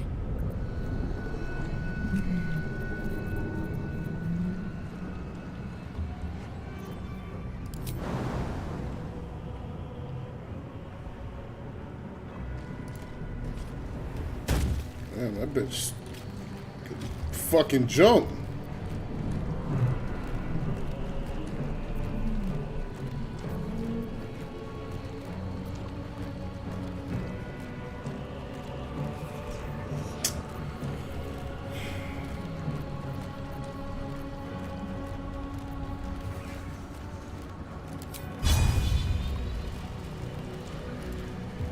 Do something to this nigga, goddamn. Alright, cool. What else can you do? Who else? Oh, this nigga. Well, come to that nigga.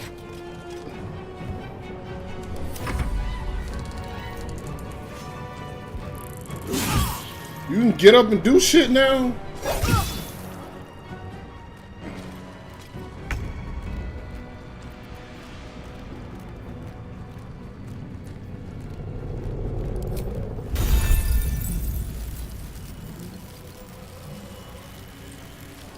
So if I can...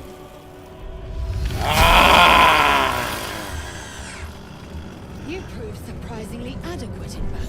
Yep. Some allies can join you in your Now, adventure. to the helm.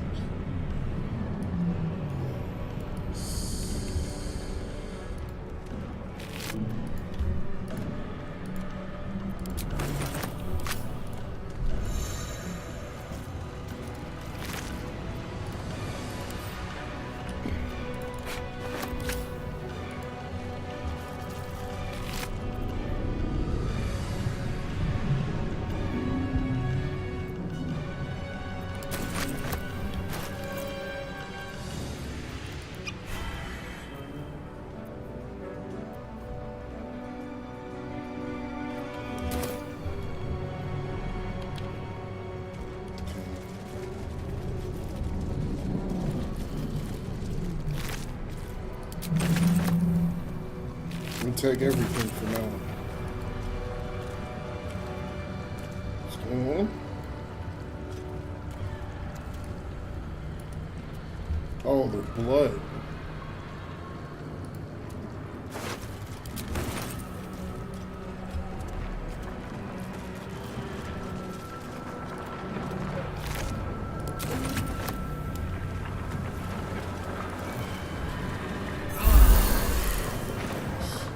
Ship won't be able to take another dragon attack.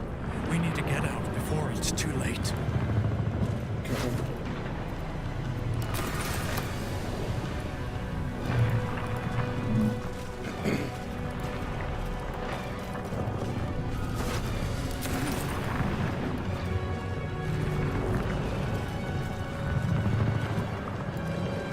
One day I'll catch a break.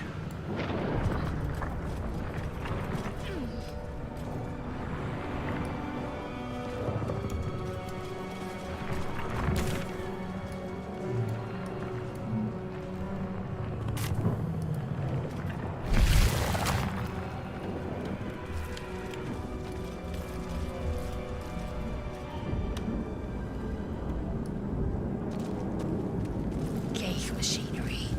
I can make no sense of it.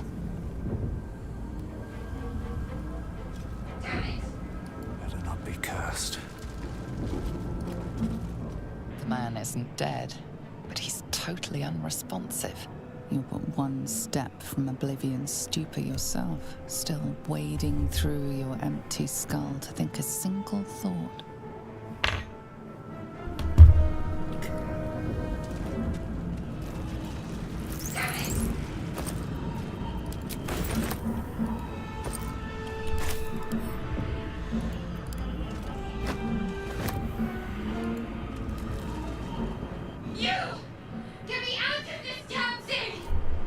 We have no time for stragglers.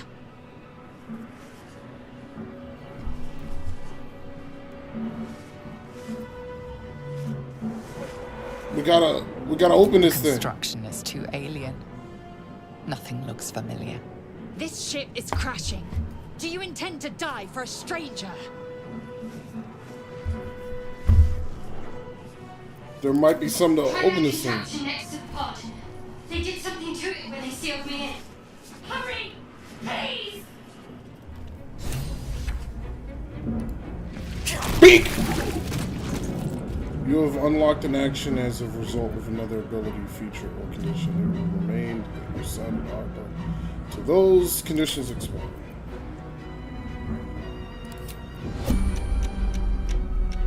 A turn-based move. You have entered turn-based mode. The game has paused around you and time is broken down into 6 seconds each. Turn can be used for transparency.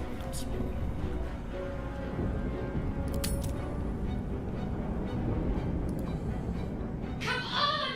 Get me out of this thing! Keep looking! What am I? Fuck!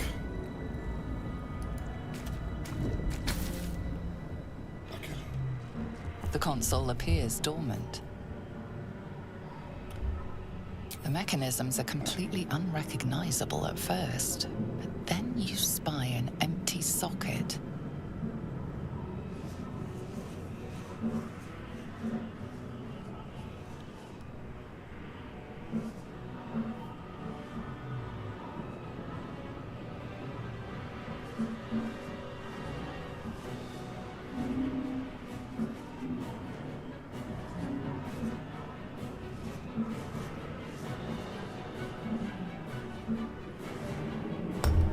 Hello. Whatever fits in that socket must power this thing.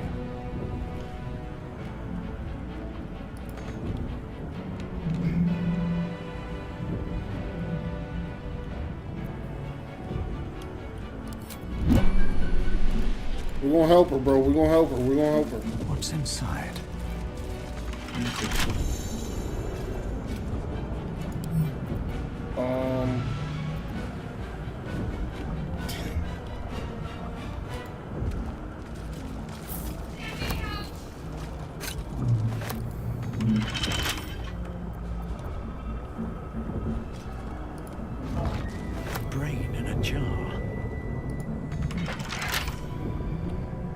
this it? I don't know.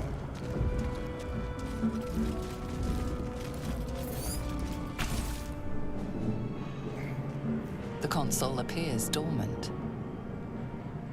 Look for a switch or release. The mechanisms are completely unrecognizable at first, but then you spy an empty socket.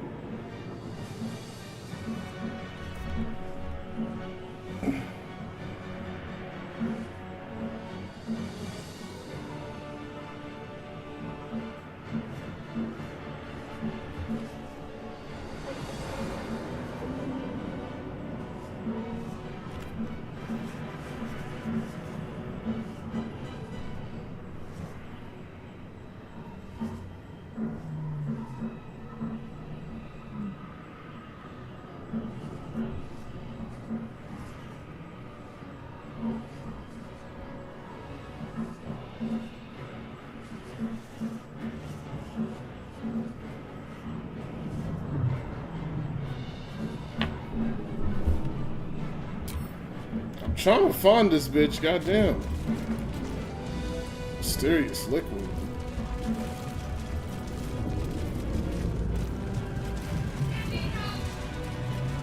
Baby girl, I'm trying to help you. No, I'm trying to help you. I'm trying to help you.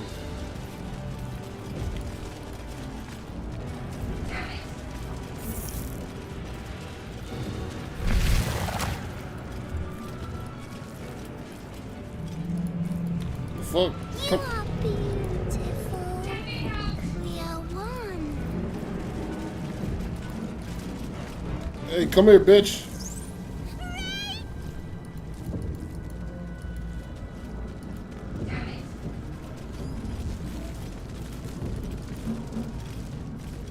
We will leave this hot place.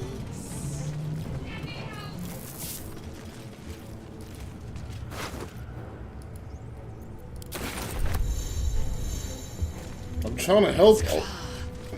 How many hosts of these gay infected? You are beautiful. Oh, okay. She doesn't talk to you. A dazed woman is trapped inside the pod. She doesn't notice you. I'm trying to help niggas, bro. I hear something. Voices. I hear nothing of the sort.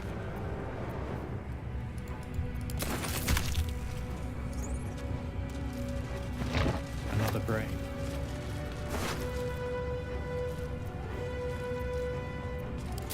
Ah, This might unlock those controls next to the pod. Good. We're gonna free that elven bitch.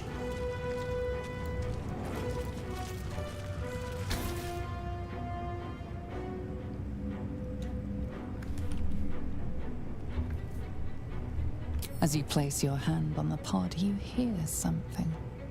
A presence connected to the pod, commanding the person inside to change.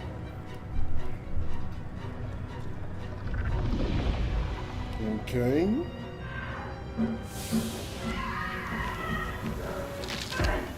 Shit.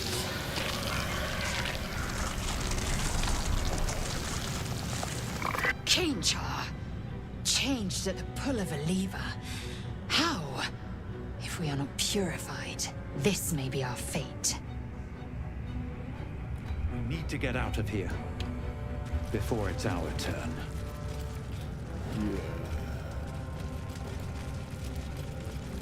The newborn mind flayer stares at you, weak and dazed. Yeah, let's get the fuck out of here. Let's go free that elf, that girl, whoever that Shadowheart. I think her name is Shadowheart. Yeah.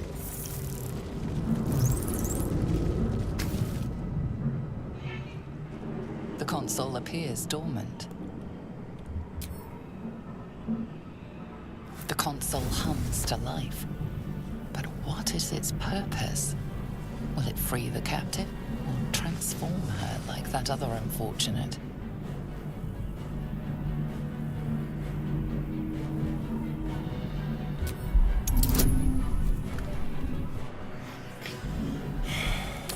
Fuck it. Lucky! Fuck.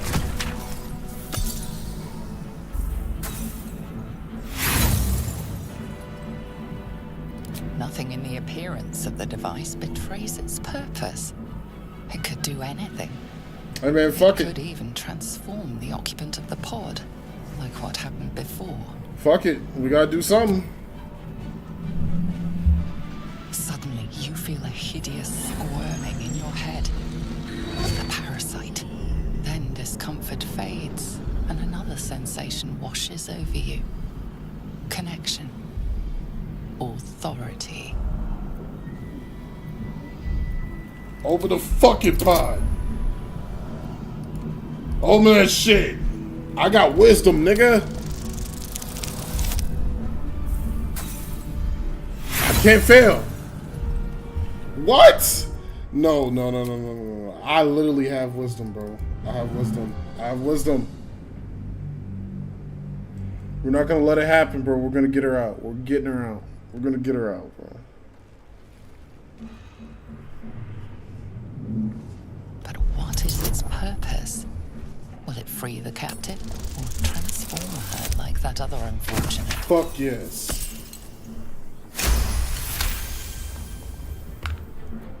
The pulsing glow and organic lines of the device make it seem more like a beating heart than a machine.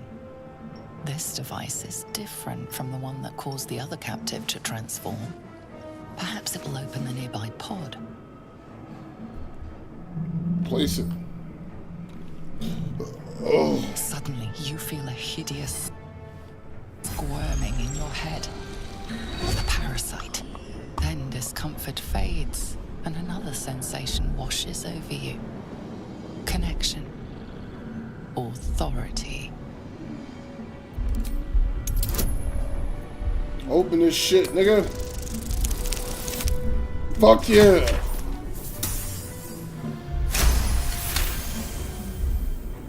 You feel the biomechanical brain of the console process your command and yield to it.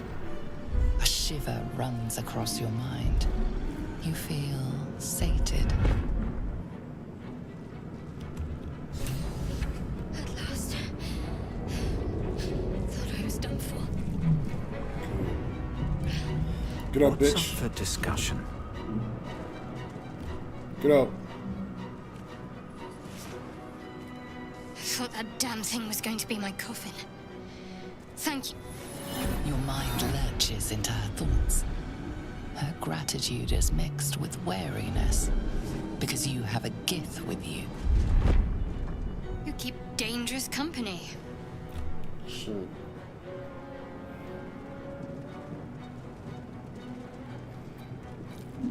Dangerous company is what we need in a Fair fight. point. Looks like there's plenty of fighting ahead. Let me come with you. We can get off this ship and watch each other's backs along the way.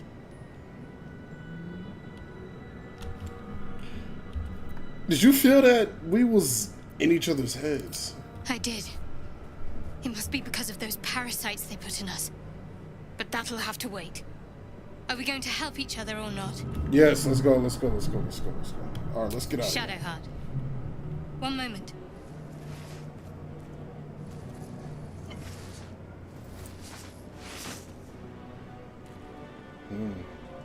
What's that? It's nothing. Trust me. Enough of this chatter. We need to get to the helm.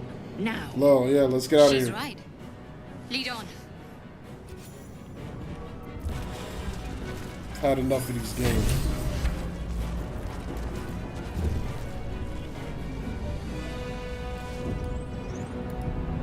Can't slow down. Can't slow down. Let's go. Who else? Anybody else? Anybody else?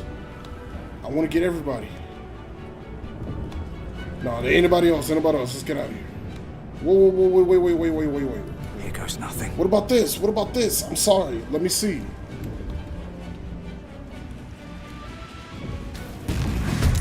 Machine made them hostile.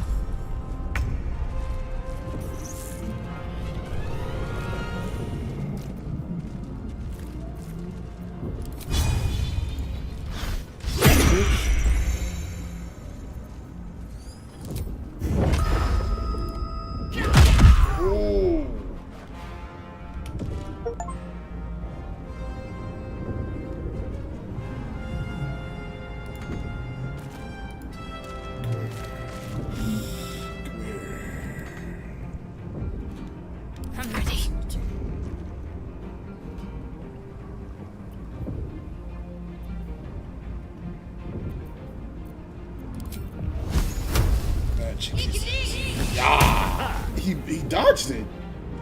Kind of bitches.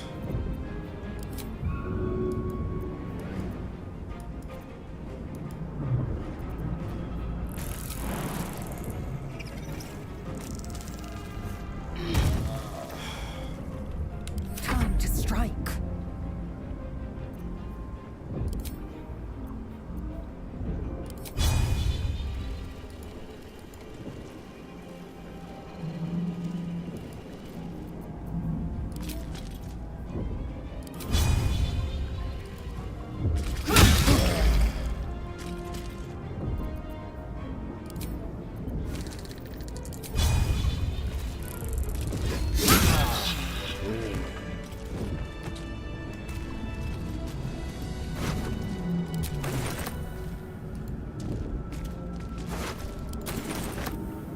What? The creature reaches into your mind, its thoughts rattling against yours. Something inside you squirms in recognition. Friend, we will go to the helm now.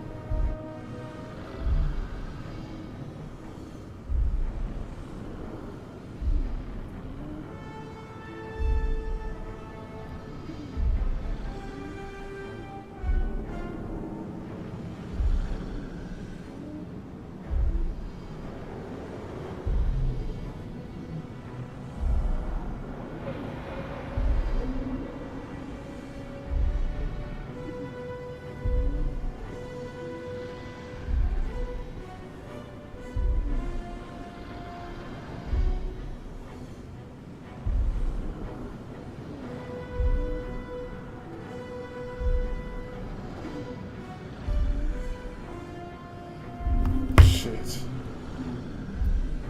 Sorry, I like spaced out for a second. To love you. To give you our gift. A gift. A gift to make you as we are. Soon you will be so beautiful. So powerful. In a realm where we have fled. We have fled to a realm called Avernus. First of the 9 hells. We are escaping a great evil. We are Okay, going let's to go. the helm! Let's go.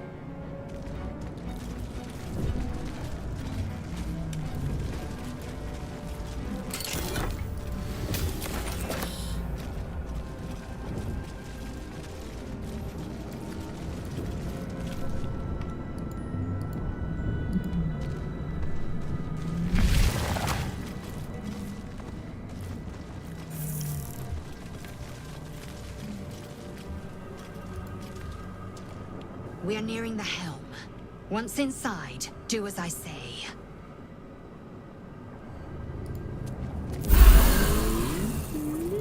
Odd things. Wonder what plane they're from.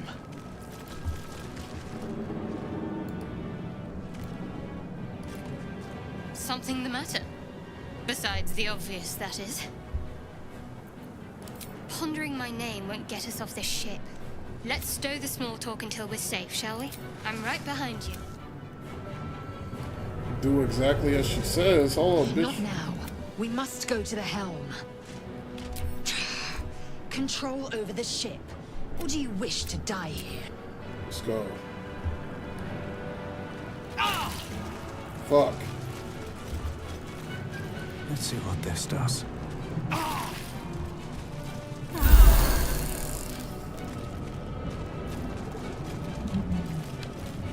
I ain't got no, like, magic armor.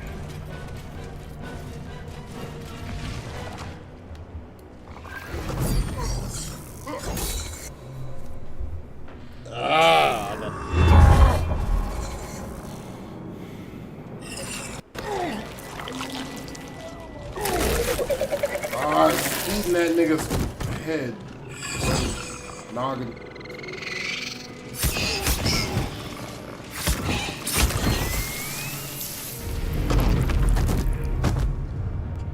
Thrall, connect the nerves of the transponder.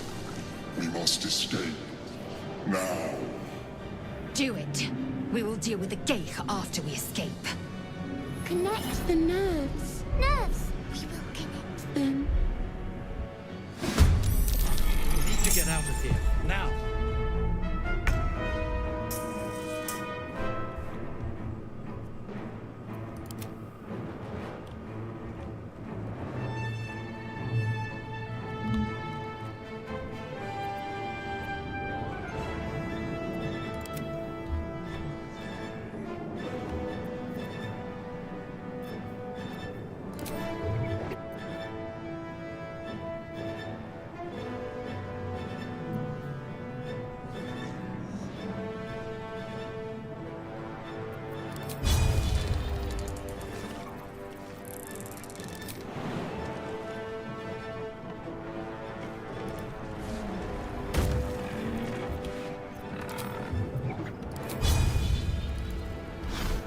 Make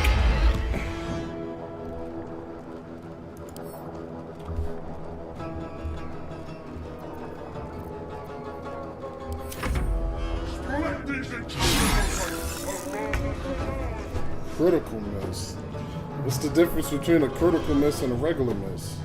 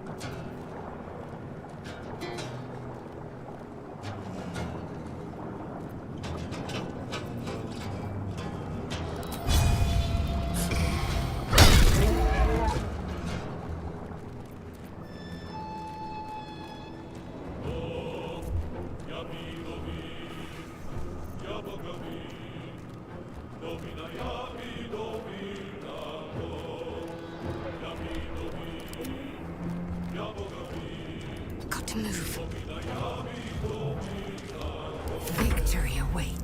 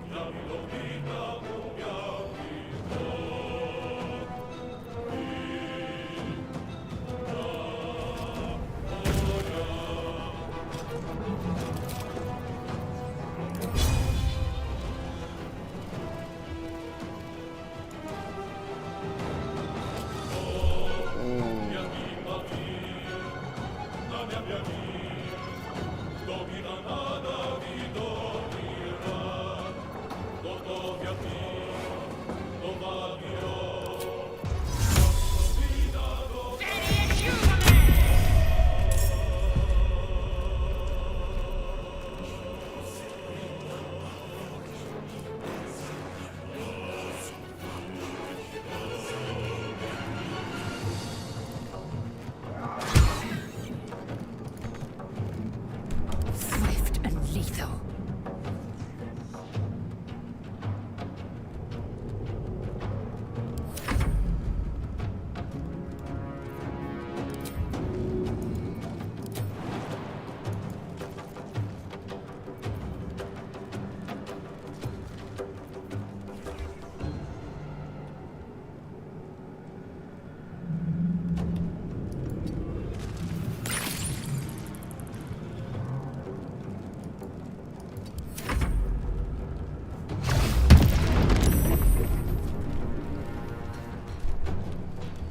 That nigga bitched out.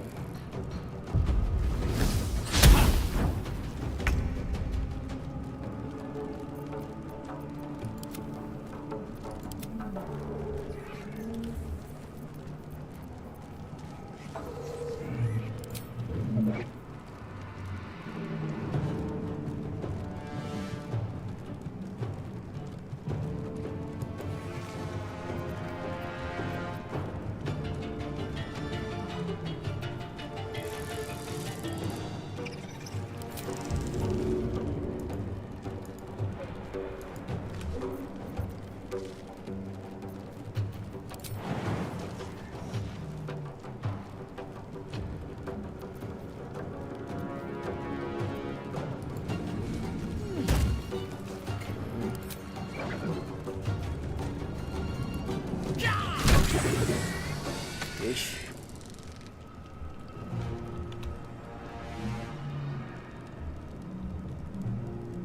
Need to find a way forward.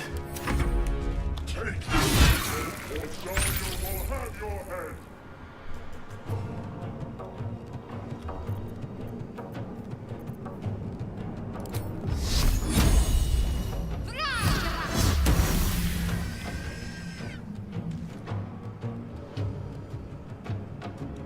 Got to move. I will ascend. My path be true.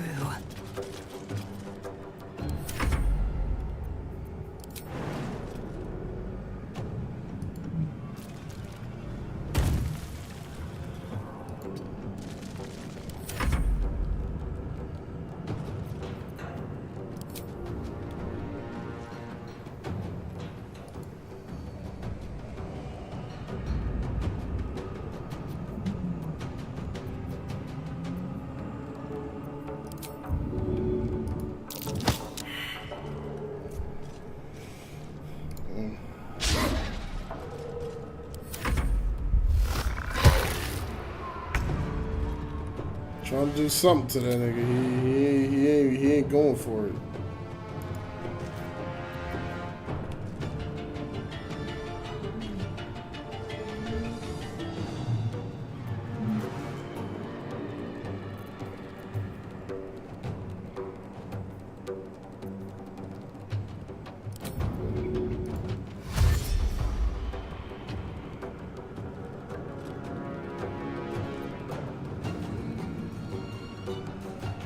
Have to keep going.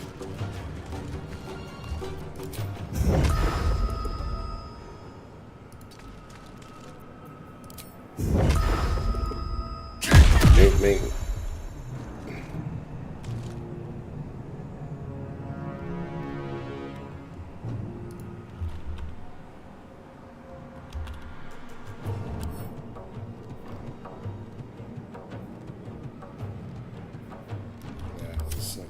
Bitch. Ignore the devil. We must take the transponder.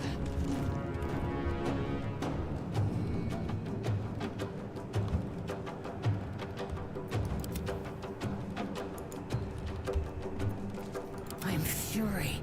I am death. Got to concentrate.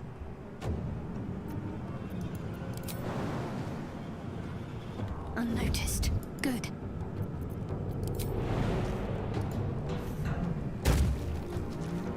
On I go.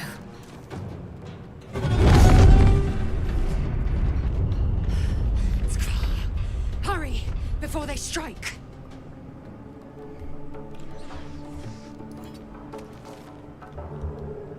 I am fury. I am death.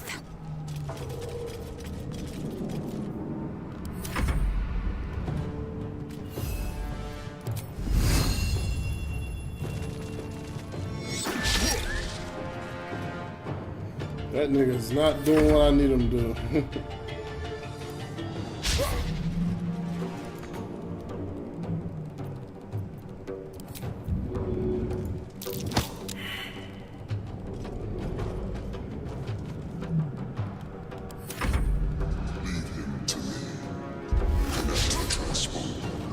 If the Okay. ship hits the ground, we're dead.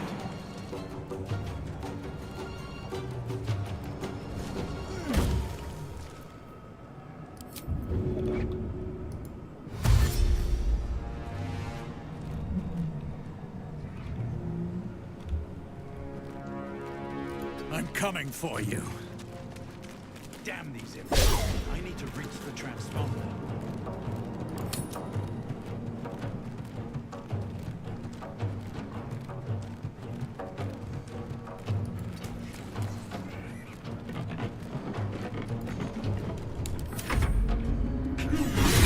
Your shrine is mine. Shit.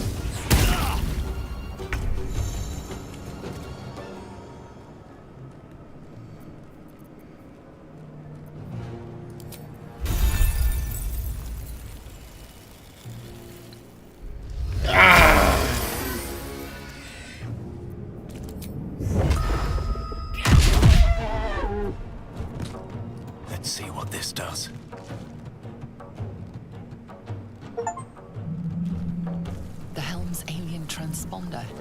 You've made it in time.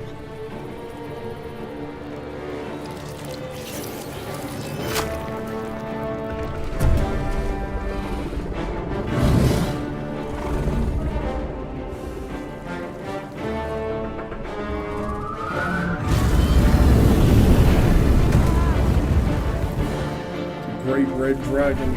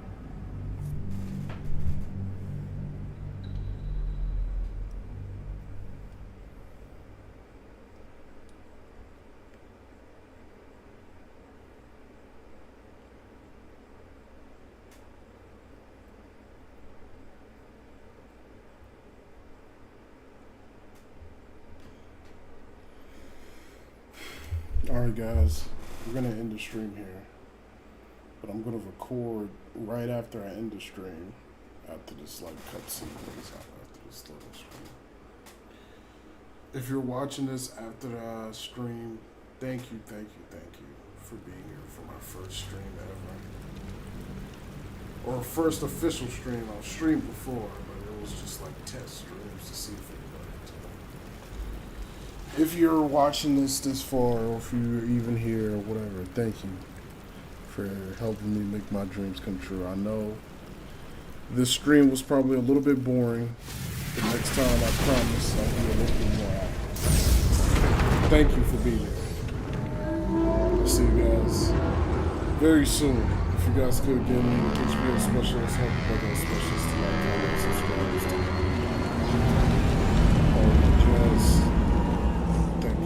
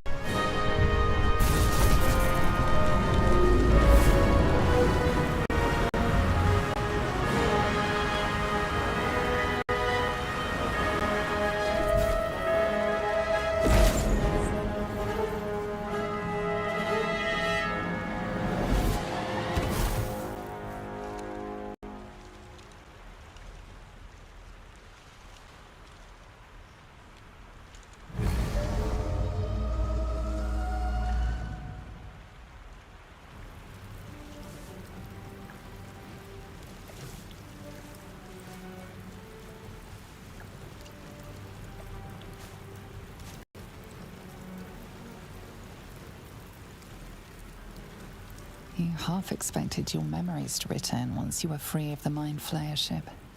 But your past is still an aching void. If you don't find a way to remove the tadpole burrowed in your brain soon, your future will be as blank as your past. Your head whispers vengeance. You cannot wait to slice your way forth, seeking whatever wrought this tragedy upon you.